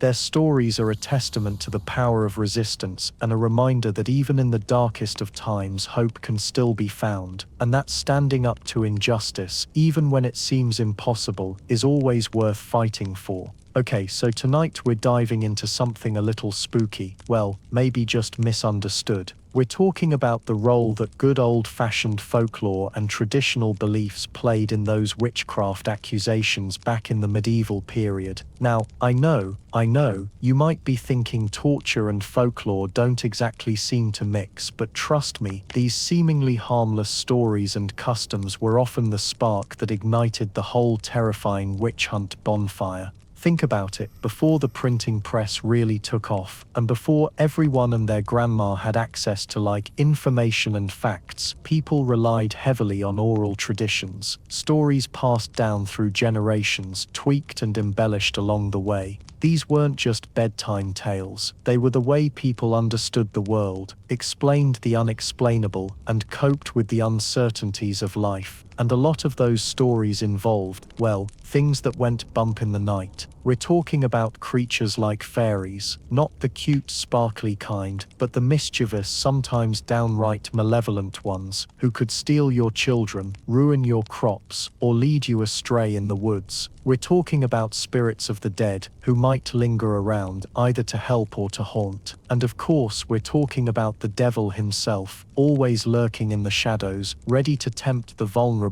and corrupt the innocent. Now, these beliefs weren't just some abstract once-upon-a-time kind of thing. They were deeply ingrained in everyday life. People used charms and rituals to protect themselves from evil, to ensure a good harvest, or to heal the sick. They consulted cunning folk, village healers and wise women, who used their knowledge of herbs and folklore to provide remedies and advice. These practices weren't necessarily seen as inherently evil, but they existed in a sort of grey area, a space where the natural and the supernatural blurred, and that's where things get tricky. Because when something went wrong, when crops failed, livestock died, or someone fell mysteriously ill, people naturally looked for someone to blame. And who better to point the finger at than someone who was already a little bit different? Someone who lived on the fringes of society, who practiced unusual customs, or who had a reputation for being a bit odd. Suddenly those harmless charms and rituals could be reinterpreted as evidence of witchcraft. That knowledge of herbs could be seen as a sign of a pact with the devil. That ability to heal the sick could be twisted into a power to curse the healthy. And those stories about fairies and spirits, they became proof that the accused was cavorting with demons and engaging in all sorts of unspeakable acts. Take, for instance, the belief in the Striga, a figure from Slavic folklore. Basically, it's a vampire-like creature, often associated with women who died before baptism or who possessed certain physical deformities. Imagine the fear and suspicion surrounding a woman in a village who fit that description. Every unexplained illness, every sudden death could be attributed to her supposed nocturnal activities. It's not a huge leap to go from that to accusing her of witchcraft, right? Or consider the concept of the evil eye, a widespread belief that a person could inflict harm simply by looking at someone with envy or malice. If someone's cow suddenly went dry after a neighbor gave it a particularly nasty glare, well, that was pretty clear evidence of the evil eye in action. And again, it's a short step from that to accusing that neighbor of being a witch. So how did these beliefs make torture more likely? Well, think about it from the perspective of the inquisitors. They weren't necessarily just bloodthirsty sadists. They genuinely believed they were fighting a war against evil, and they believed that folklore provided a roadmap for identifying the enemy. Those stories about witches flying on broomsticks, casting spells, and making pacts with the devil, those weren't just silly superstitions, they were real to the inquisitors. And if they really believed that a person was capable of such horrifying acts, they felt justified in using extreme measures to extract a confession. I mean, the salvation of souls was at stake, right? A little bit of torture was a small price to pay to cleanse the world of evil. And the more detailed and fantastical the confession, the more convinced the inquisitors became that they were on the right track. It's a truly twisted feedback loop, fueled by ignorance, fear, and the power of storytelling. It's easy to forget, in our modern world of science and reason, just how deeply rooted these beliefs were in the medieval mindset. And it's important to remember that those beliefs, however irrational they might seem to us now, had very real and very deadly consequences for the women, and sometimes men, who were accused of witchcraft. It was a time of terrible darkness and paranoia, and it all started with what people believed. Alright, settle in folks, because we're about to dive into one of the most insidious aspects of the medieval witch hunts. It's not just about torture, or even the fear of religious damnation. It's about reputation, and how easily it could be weaponized to destroy lives. Imagine this: you're living in a small village, maybe a few hundred people at most. Everyone knows everyone, and your standing in the community is everything. Your reputation dictates who will trade with you, who will marry your children, and ultimately, whether or not you can even feed your family. Now, picture a whisper starting, a rumor, a seed of doubt planted in the minds of your neighbors. She looks at the cows funny, or, since old Maggie started using those herbs, the crops have been booming in that household. Witchcraft, anyone? That's all it takes. That's how quickly things can unravel. Because in this society, an accusation of witchcraft wasn't just a legal problem, it was a social death sentence. And the thing is, the accusers didn't always need solid proof, or any proof at all. Often, personal grudges, petty jealousies, or even just plain old fear could fuel the flames. Maybe you had a disagreement with someone over land, or maybe you were just better at brewing ale than your neighbor. Suddenly, you're a convenient target. Think about it like this: in a world riddled with unexplained illnesses, crop failures, and sudden deaths, people desperately needed someone to blame. They needed a reason why their lives were so hard, so unpredictable, and who better than the outsider? The eccentric widow, the woman who knows a little too much about herbs and healing. People didn't understand how things work in the world, so they often blamed those closest to them. This often manifested as witchcraft accusations. The accusation itself could be enough to ruin you, even if you were never formally charged or brought to trial. Suddenly, people are avoiding you. Your customers dry up, your friends distance themselves, and your family starts to feel the pressure. Neighbors might cross the street to avoid you, and children might throw rocks or shout insults. The constant fear and suspicion would be exhausting. isolating, and it wasn't just you that suffered. The taint of witchcraft could extend to your entire family. Your children would be ostracized, making it difficult for them to find work or marriage partners. Your spouse would face suspicion and ridicule. The legacy of accusation could hang over your family for generations. The fear of social isolation and its negative consequences was a powerful motivator for communities to support witch hunts. This is especially tragic when you consider the role of women in these communities. Often, women were the primary caregivers, healers, and providers of essential services. Accusations against them could disrupt the entire social fabric, creating widespread fear and instability. The thing is, the powerful could use these accusations to get what they want. If a lord or landowner wanted to seize someone's property, a witchcraft accusation was an easy way to do it. You just needed a few well-placed whispers, and suddenly the target's land is up for grabs. The witch hunts weren't always about religious purity or fear of the devil. Sometimes they were about good old-fashioned greed and power. This also had a chilling effect on free speech and dissent. If you dared to criticize the church or local authorities, you could be accused of witchcraft and silenced. The fear of accusation stifled independent thought and discouraged people from speaking out against injustice. So imagine you're the accused. You're facing not only the threat of torture and execution, but also the complete destruction of your life and the lives of your loved ones. You're caught in a web of suspicion and fear, with nowhere to turn. The weight of the community's disapproval is crushing,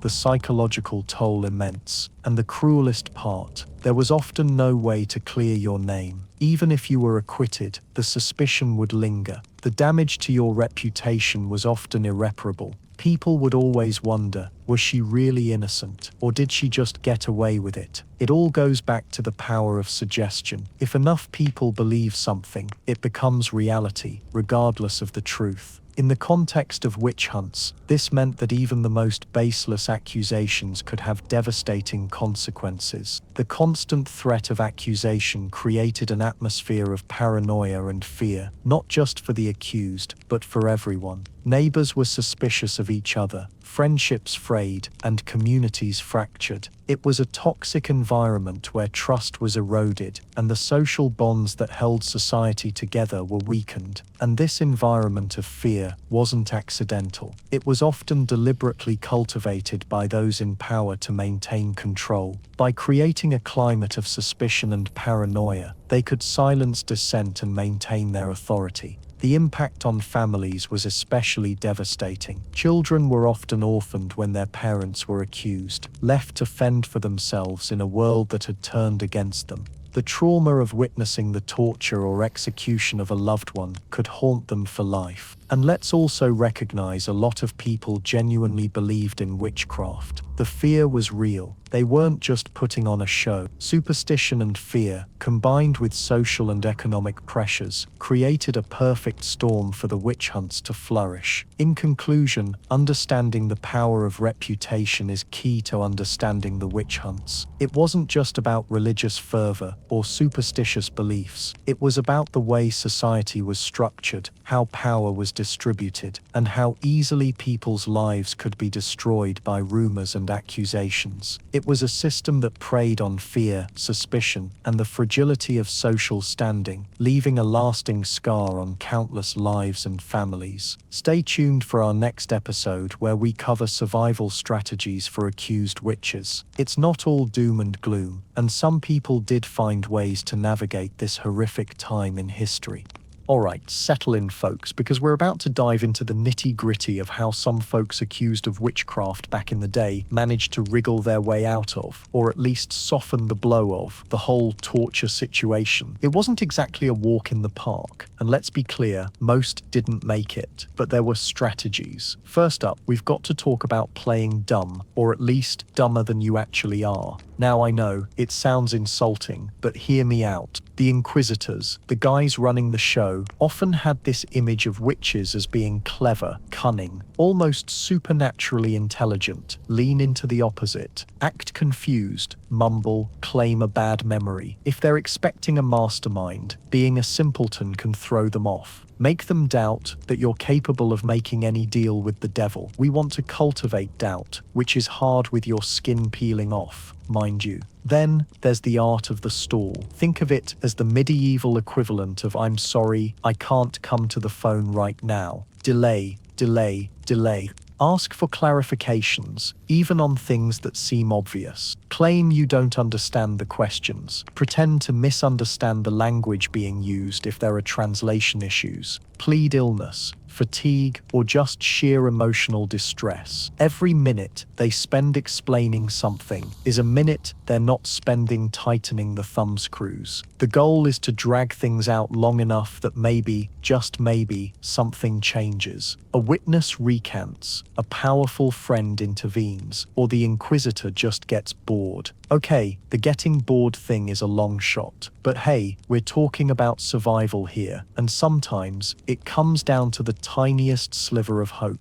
Another tactic, and this is a risky one, is to offer a partial confession. Admit to minor, less damning offenses, things that sound silly or almost accidental. Maybe you accidentally cursed a neighbor's cow, but only because you were sleepwalking. Maybe you muttered a spell, but it was just a rhyme you heard from your grandmother. Feed them something that sounds believable, but that doesn't involve consorting with demons or causing major harm. The hope is that by offering something, you'll satisfy their need for a confession without giving them the grand slam confession thereafter. It's a gamble, because they might see through it and escalate the torture, but it's a way to try and control the narrative, even a little bit. And speaking of narratives, crafting a believable story was key. This is where knowing local folklore and superstitions could actually help. If you had to confess to something, make it fit the popular image of witchcraft in your area. Describe the rituals, the ingredients, the participants in a way that sounds authentic, even if it's completely made up. And crucially, implicate people who were already disliked or suspected. This is brutal, I know, but we're talking about survival in a world with zero rules. Make the inquisitors think you're helping them uncover a wider conspiracy, not just trying to save your own skin. Let's also not forget about exploiting legal loopholes. Medieval law, especially regarding witchcraft, was a tangled mess. If you knew the rules, you might be able to find a way to challenge the proceedings. Question the validity of the accusations. Demand to see the evidence against you. Challenge the qualifications of the witnesses. Of course, this required a certain level of education and legal knowledge, something most accused witches didn't have. But if you were lucky enough to have some familiarity with the law, it was worth a shot. Find procedural errors and challenge the basis of the accusations. Then there are other, well, let's call them medicinal approaches. Some accused witches used herbs and potions to try and dull the pain of torture, or to induce a state of dissociation. Things like opium, henbane, and other plants with psychoactive properties. This wasn't about escaping the torture entirely, but about making it more bearable, about maintaining a shred of sanity in the face of unimaginable pain. It's a desperate measure, and the risk of overdose or further incriminating yourself was high, but it was an option for some. Finally, and perhaps most importantly, there was the power of community support. This wasn't always a direct way to avoid torture, but it could provide crucial emotional and practical support. Neighbors might bring food and supplies to the accused's family. They might offer alibis, or discreetly try to influence witnesses. They might even attempt to bribe officials, though that was incredibly risky. This collective support could strengthen the accused's resolve, giving them the will to resist, to endure, and to perhaps, just perhaps, find a way out.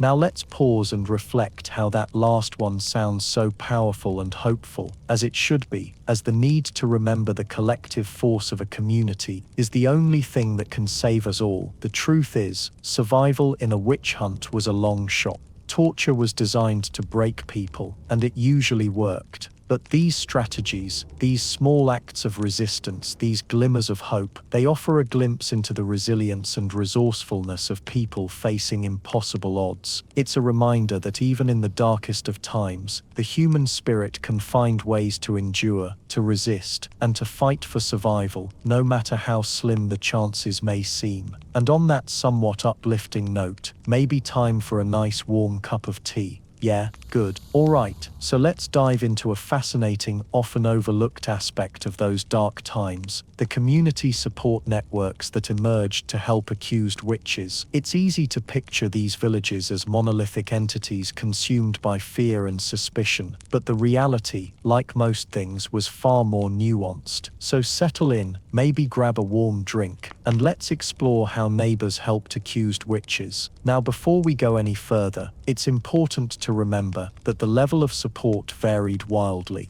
Some communities were unfortunately swept up entirely in the witch hysteria, and offering help could be a death sentence in itself. But other villages, or factions within those villages, displayed remarkable courage and solidarity. So what did this support actually look like? One of the most crucial forms of assistance was simply providing basic necessities. Imagine being arrested and thrown into a cold, damp cell, awaiting interrogation. Your family is ostracized, your property seized, and you are facing the very real prospect of torture and death. Food and water become scarce. This is where sympathetic neighbors could step in, discreetly leaving bread, cheese, or other provisions at the prisoner's cell door, or with a sympathetic guard. It seems like a small act, but it could literally mean the difference between life and death. Beyond physical sustenance, emotional support was vital. The psychological toll of being accused of witchcraft was immense. Imagine the isolation, the fear, the constant dread, knowing that even a few people still believed in your innocence, that they were praying for you, or simply offering a kind word in secret, could provide a glimmer of hope in the darkness. These clandestine meetings, hushed conversations in the dead of night, were risky, but they offered a lifeline of human connection to those on the brink of despair. Then, there's the financial aspect. Legal proceedings, even witch trials, involved costs. The accused, even before being found guilty, often had their assets frozen. The cost of lodging the accused in the jail, along with food and security, often fell to the accused. Families of the accused could be saddled with huge debt. Neighbors might pool resources to help pay for a lawyer, or to provide for the accused's family while they were imprisoned. Sometimes, these funds could even be used to bribe officials to turn a blind eye, or to treat the accused more leniently.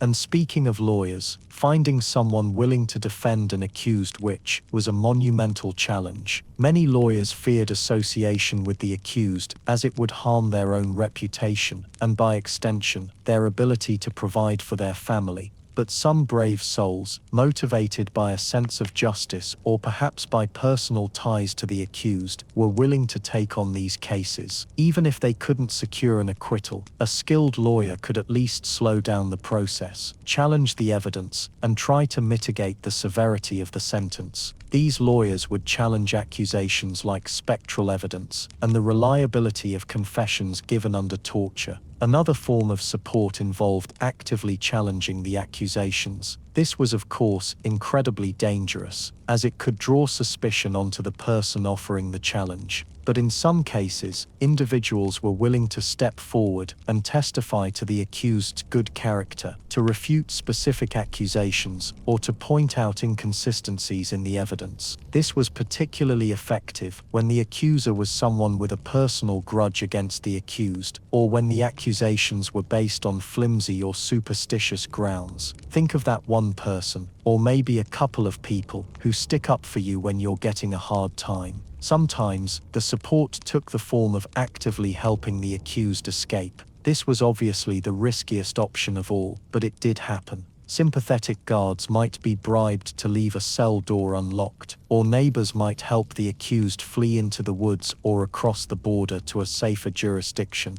These escapes were often shrouded in secrecy and folklore, with tales of hidden passages, disguises, and daring acts of bravery. Now, you might be wondering, why would people risk their own lives and reputations to help someone accused of witchcraft? There were several factors at play. In some cases, it was simply a matter of personal loyalty. The accused might have been a friend, a family member, or a respected member of the community, and their neighbors couldn't bear to see them suffer unjustly. Sometimes, it was a matter of self-interest. People might have feared that if one person could be falsely accused of witchcraft, anyone could be next. By supporting the accused, they were protecting themselves and their community from the dangers of unchecked power. It's also important to acknowledge the role of pre-existing social networks. Medieval villages were tightly knit communities where people relied on each other for everything from farming to childcare to healthcare. These bonds of interdependence could create a sense of solidarity that transcended the fear of witchcraft. Women, in particular, often formed strong support networks, sharing knowledge of herbal remedies, childbirth practices, and other skills that were often viewed with suspicion by the authorities. Finally, let's not underestimate the power of skepticism. Not everyone in medieval Europe was a true believer in witchcraft. Some people were simply more rational, more skeptical, or more resistant to the prevailing hysteria. These individuals might have privately doubted the validity of the accusations and been willing to offer support to the accused, even if they couldn't openly express their doubts. So as you can see, the story of medieval witch hunts isn't just a story of fear and persecution. It's also a story of courage, compassion, and community. It's a reminder that even in the darkest of times, there are always those who are willing to stand up for what they believe is right, to offer a helping hand to those in need, and to challenge the forces of injustice. And that, my friends, is a lesson that's still relevant today. Alright, settle in because we're about to dive into the unexpectedly twisty world of legal loopholes during the medieval witch hunts. I know. Loopholes and witch trials don't exactly sound like a match made in heaven, but trust me, even in the darkest of times, clever people found ways to wiggle through the cracks in the system. Think of it like this: the legal framework surrounding witchcraft accusations, and let's be real, it was a framework designed to ensnare people, was still technically a framework. And frameworks, no matter how rigid, have edges, weaknesses, and unexpected gaps. Our focus here isn't so much on whether the system was just spoiler alert. It really wasn't, but rather on how those accused, and sometimes their allies, could exploit the procedural challenges inherent in the legal processes of the time. One of the biggest challenges for witch hunters was simply proving that witchcraft had actually occurred. I mean, how do you prove someone made your cow stop giving milk through supernatural means? They couldn't exactly pull up diagnostic tests, could they? This is where the infamous spectral evidence came into play. This was basically testimony stating that the accuser saw the accused in a vision, tormenting them or others. Now, even back then, some judges were skeptical. They understood that visions could be the result of illness, fever dreams, or, just plain old imagination fueled by paranoia. The admissibility of spectral evidence became a huge point of contention, and in some regions it was eventually rejected altogether. Without it, many accusations just crumbled because they lacked any solid, tangible proof. It was all "she looked at me funny and my bread wouldn't rise," which, let's face it, isn't exactly grounds for torture and execution. Another area rife with potential loopholes was the actus reus, the actual crime itself. To convict someone, you had to prove they did something. Just being a witch, whatever that even meant, wasn't enough. Accusers needed to demonstrate a specific harmful act caused by witchcraft. This could be crop failure, illness, death, or,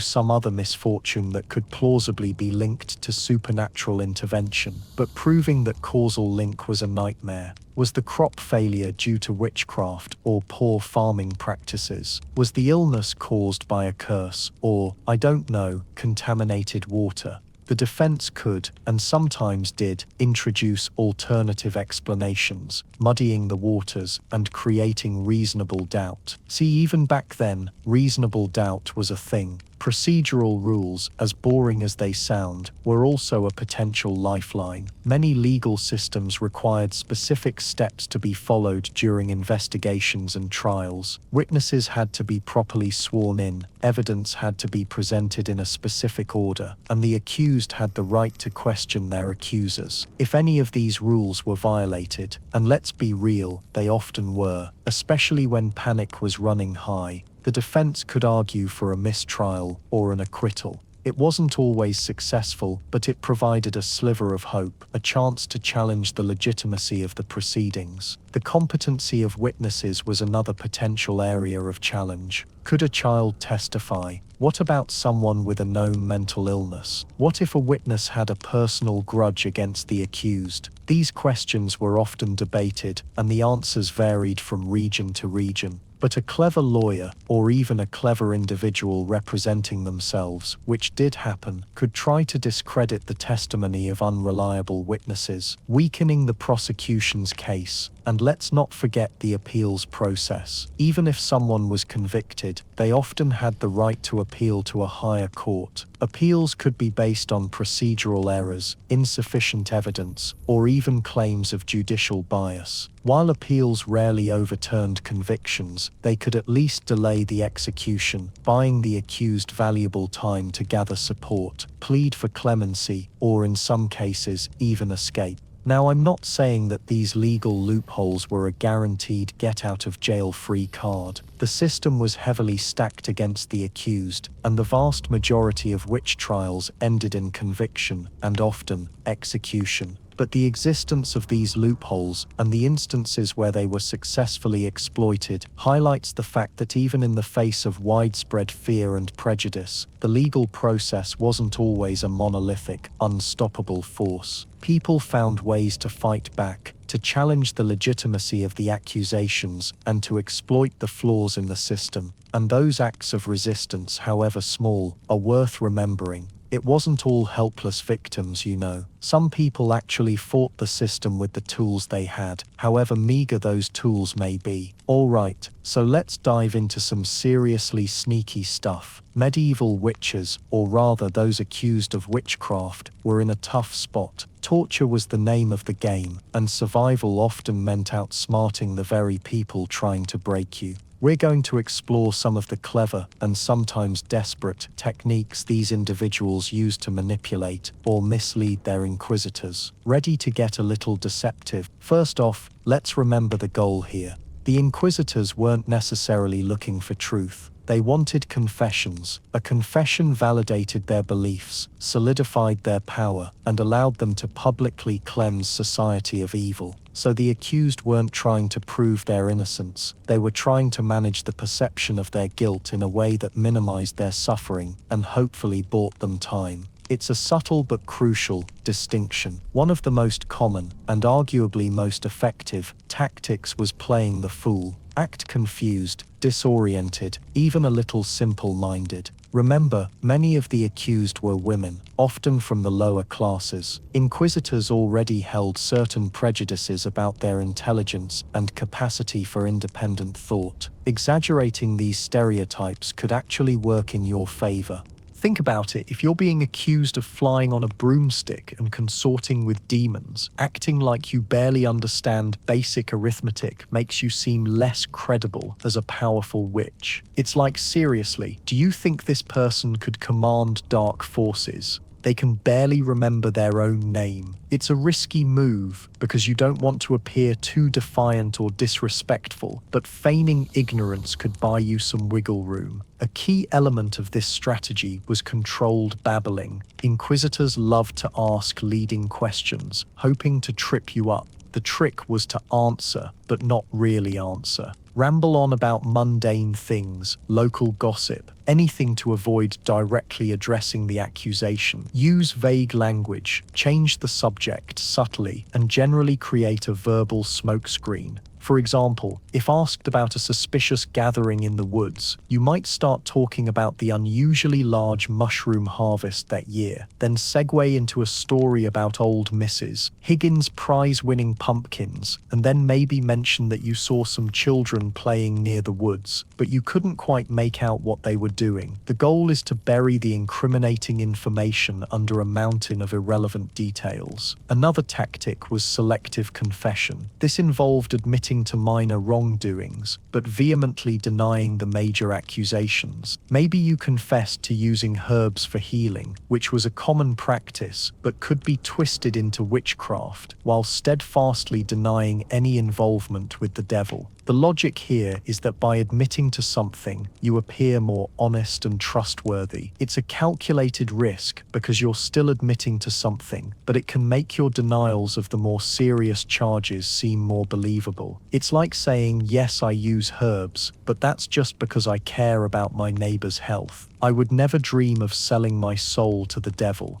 Then there's the technique of playing the devout card. Act excessively pious, constantly invoke the name of God, and emphasize your unwavering faith. Inquisitors, despite their often brutal methods, were still deeply religious men. Showing genuine piety could appeal to their sense of mercy and make them question your alleged demonic connections. This could involve reciting prayers, weeping openly, and expressing remorse for any perceived transgressions. The key is to make it believable. Don't overdo it to the point of seeming theatrical or insincere. A subtle, heartfelt display of faith could be surprisingly effective. Now, let's get into some of the riskier maneuvers. Some accused witches attempted to turn the tables on their accusers. This involved questioning their motives, challenging their authority, or even suggesting that they were the ones influenced by evil. This was a dangerous game, as it could easily backfire and be seen as blatant defiance, but in certain circumstances, it could sow seeds of doubt and create divisions among the inquisitors. One way to do this was to subtly highlight inconsistencies in their accusations, or point out personal vendettas that might be fueling the witch hunt. Maybe you knew that one of the inquisitors had a long-standing feud with your family, or that another was secretly envious of your wealth. Bringing these things to light, even indirectly, could undermine their credibility. However, a much safer route was to use misdirection by implicating others. If you were really backed into a corner, you might confess to witnessing other people engaging in witchcraft. This could deflect attention away from yourself and onto new targets. Now, this is ethically murky, to say the least. You're potentially condemning innocent people to torture and death. But in a desperate situation, some accused witches saw it as their only chance of survival. It's a tragic example of how extreme circumstances can force people to make impossible choices. Of course, this could backfire spectacularly if the inquisitors found out you were simply naming names to save yourself, in which case they'd start the torture all over again to confirm the confession. Finally, let's talk about the power of delayed compliance. This involved initially resisting gradually yielding under pressure. The idea was to make the inquisitors believe that they were slowly breaking you down, convincing you to tell the truth. This could buy you time to think, gather your thoughts, and formulate a confession that would satisfy them without completely incriminating yourself. It's a delicate balancing act. You don't want to resist too strongly, or they'll simply increase the severity of the torture. But you also don't want to confess too quickly, or they'll suspect that you're lying. The trick is to find that sweet spot where you appear to be genuinely struggling with your conscience, slowly being worn down by the weight of your guilt. So there you have it, a glimpse into the world of deception and manipulation that characterized many medieval witch trials. These techniques weren't foolproof, of course. Many accused witches were tortured and executed regardless of their efforts. But for some, these clever strategies may have been the key to mitigating their suffering, buying time, and perhaps even escaping with their lives. And that, my friends, is a story worth telling. A little bit darker and more strategic than you'd expect, right? Almost like a chess game, but with lives on the line. Sleep well. Alright, settle in folks, because we're diving into the eventual but still complex decline of the medieval witch hunts. It's not like one day people just woke up and decided, hey, maybe torturing folks based on hearsay isn't the best look. Nah, it was a gradual process, a bunch of different factors slowly chipping away at the foundation of fear and superstition. Think of it like a dam breaking, but instead of a sudden flood, it's more like a slow, persistent leak that eventually weakens the whole structure. One of the biggest things to understand is that the Enlightenment was just around the corner. You know, that period where folks started relying more on reason, science, and individual rights, and less on superstition and blind faith. Yeah, that one. Its seeds were already being sown. Philosophers and intellectuals started questioning everything. Like, really questioning everything. Did God actually want us to burn people alive? Is there a more logical explanation for why my crops failed other than my neighbor cursing them? This new wave of critical thinking slowly eroded the unquestioning acceptance of witchcraft beliefs. Thinkers like Michel de Montaigne, for instance, were throwing shade at the whole witch hunt scene as early as the 16th century. Montaigne was a French philosopher and writer. He basically said, hold on a second, are we sure these confessions are legit? Like, really sure? Especially considering they're being extracted under, extreme duress. He pointed out the inherent flaws in torture, arguing that people would confess to anything to make the pain stop. It's kinda hard to argue with that. He was skeptical of pretty much everything. And then there's the legal stuff. Slowly judges and lawmakers started getting a bit squeamish. After all, these witch trials weren't exactly shining examples of due process. Evidence was often flimsy based on rumors and gossip. Torture was routine. The accused had little to no chance to defend themselves. I mean, come on, some legal scholars started questioning the legality of the whole thing. Like, could you actually convict someone based on a confession extracted through torture? Some started thinking maybe not.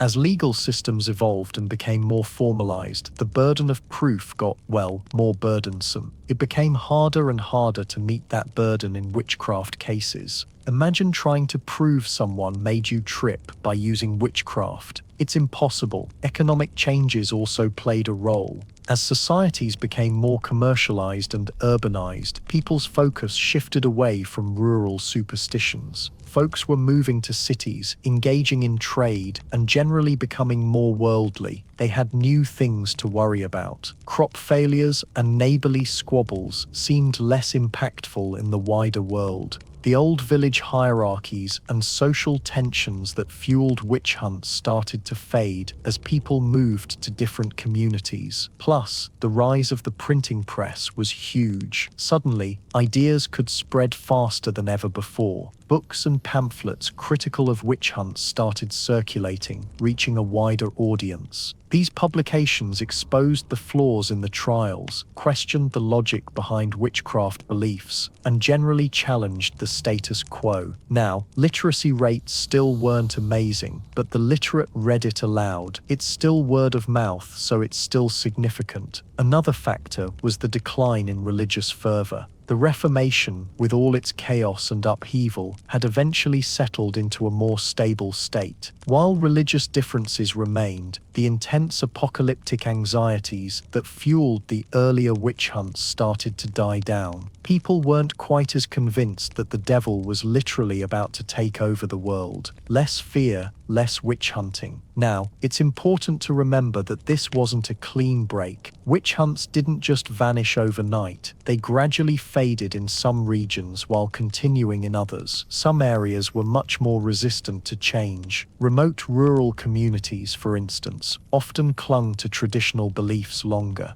And even in more enlightened areas, suspicion and prejudice against marginalized groups persisted. And even when the large-scale hunts subsided, the belief in witchcraft didn't disappear entirely. It just went underground, becoming more of a folk belief than a state-sanctioned persecution. And the effects of these witch trials continued to traumatize families and communities. But overall, the decline of witch hunts represents a shift in European society. society, a move away from superstition and fear towards reason and individual rights, a move toward a legal system based on evidence and due process. This didn't just happen overnight, though. It took time, like the rest of history. It was messy, it was complicated, but it was an important step forward. While remembering the victims of those persecutions, we also have to acknowledge the bravery of those who questioned the status quo, who challenged the prevailing beliefs, and who helped to bring an end to this dark chapter in history. They changed their world, and the effects have shaped ours. All right,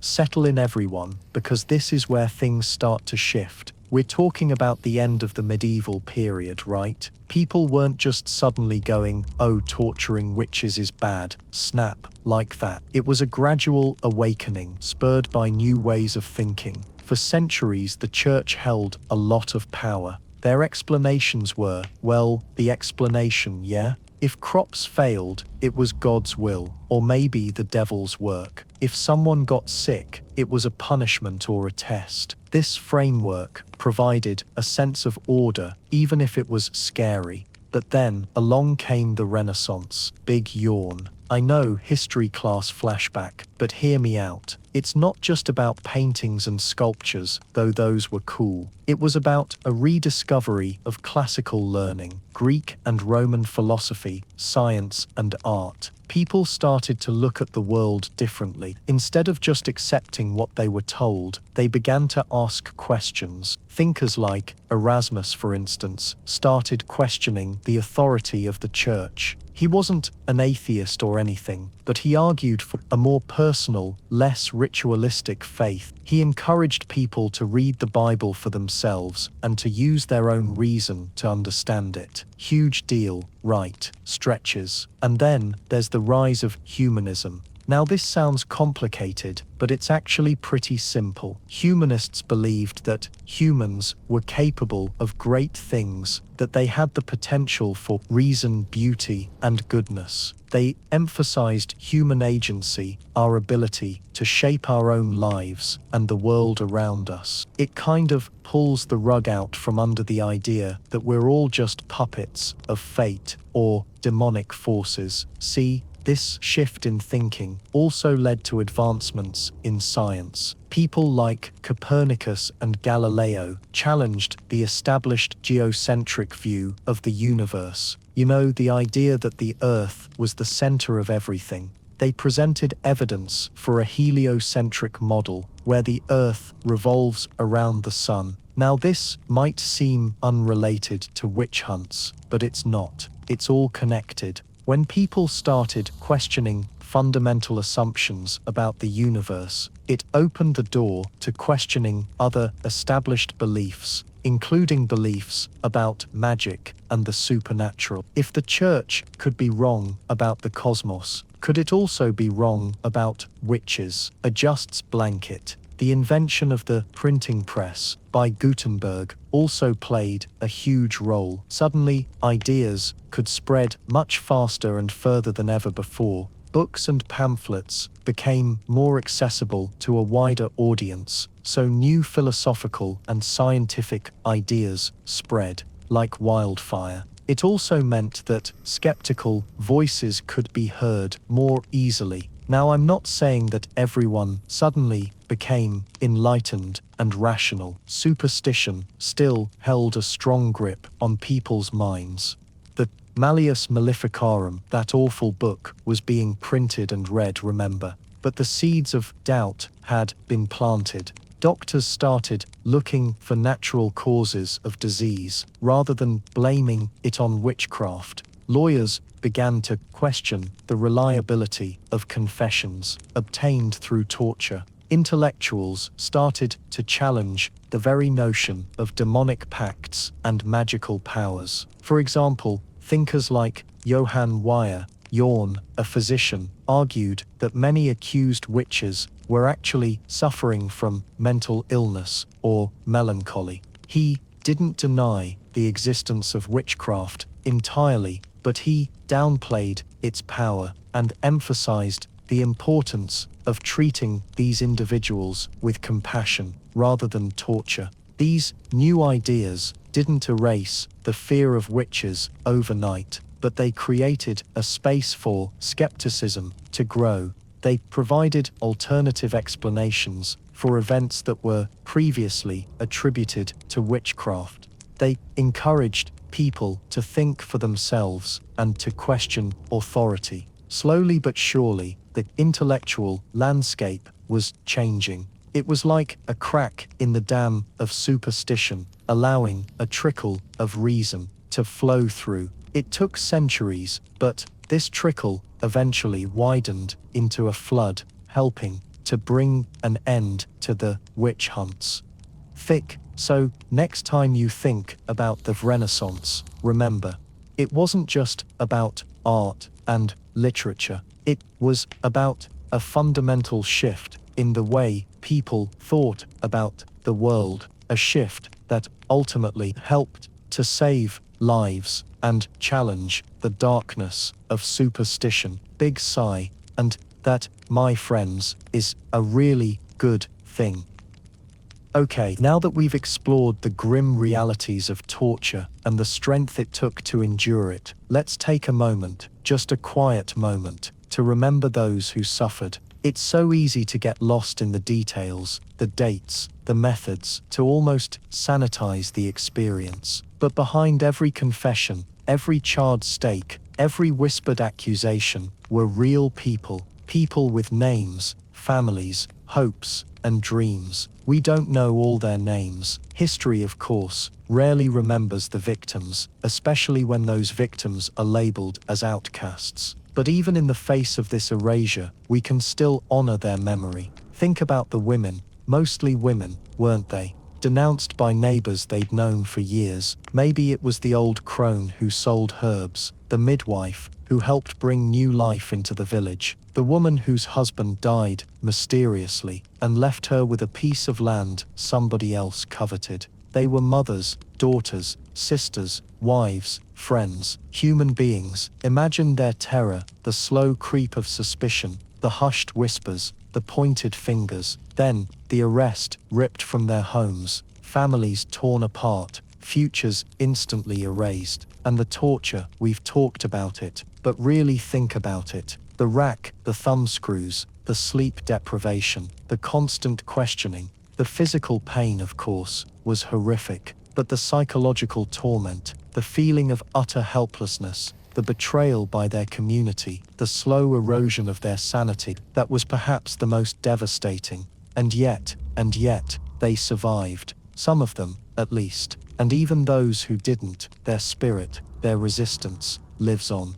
Because even in the depths of despair, acts of defiance flickered. Small rebellions, quiet acts of courage. Think about the woman who refused to name names, even under the most excruciating pain, protecting her friends and neighbors from the same fate. Or the one who cleverly misled her inquisitors, spinning tall tales and weaving elaborate fantasies, just to buy herself a little time, a little breathing room. And there was something more, a collective resilience. In some communities, people secretly helped the accused. They smuggled food into prisons. They spread rumors to undermine the accusers. They challenged the evidence presented in court. They kept the flame of hope alive in the darkest of times. These acts of kindness, these quiet resistances, they weren't grand gestures of defiance. They were the small, everyday acts of courage that define the human spirit. They proved that even in the face of overwhelming power, people could still choose compassion, still choose solidarity, still choose to resist.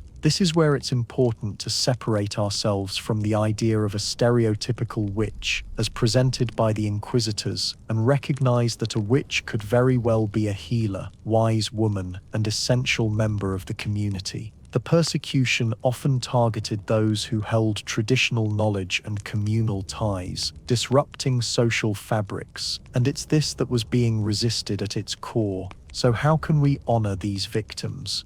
First, by remembering them, by telling their stories, by refusing to let them be forgotten, by acknowledging their suffering and their resilience. Second, by challenging the stereotypes and prejudices that fueled the witch hunts in the first place, by recognizing that fear, ignorance, and intolerance can still lead to persecution and injustice today. Third, by supporting those who are marginalized and oppressed in our own time, by standing up for the vulnerable, by speaking out against injustice, by promoting compassion and understanding. Ultimately, the best way to honor the memory of these medieval witches is to create a world where such persecution can never happen again. A world where difference is celebrated, where knowledge is valued, and where compassion triumphs over fear. That's what I want, anyway. Let their stories be a reminder of the power of resilience, the importance of resistance, and the enduring strength of the human spirit.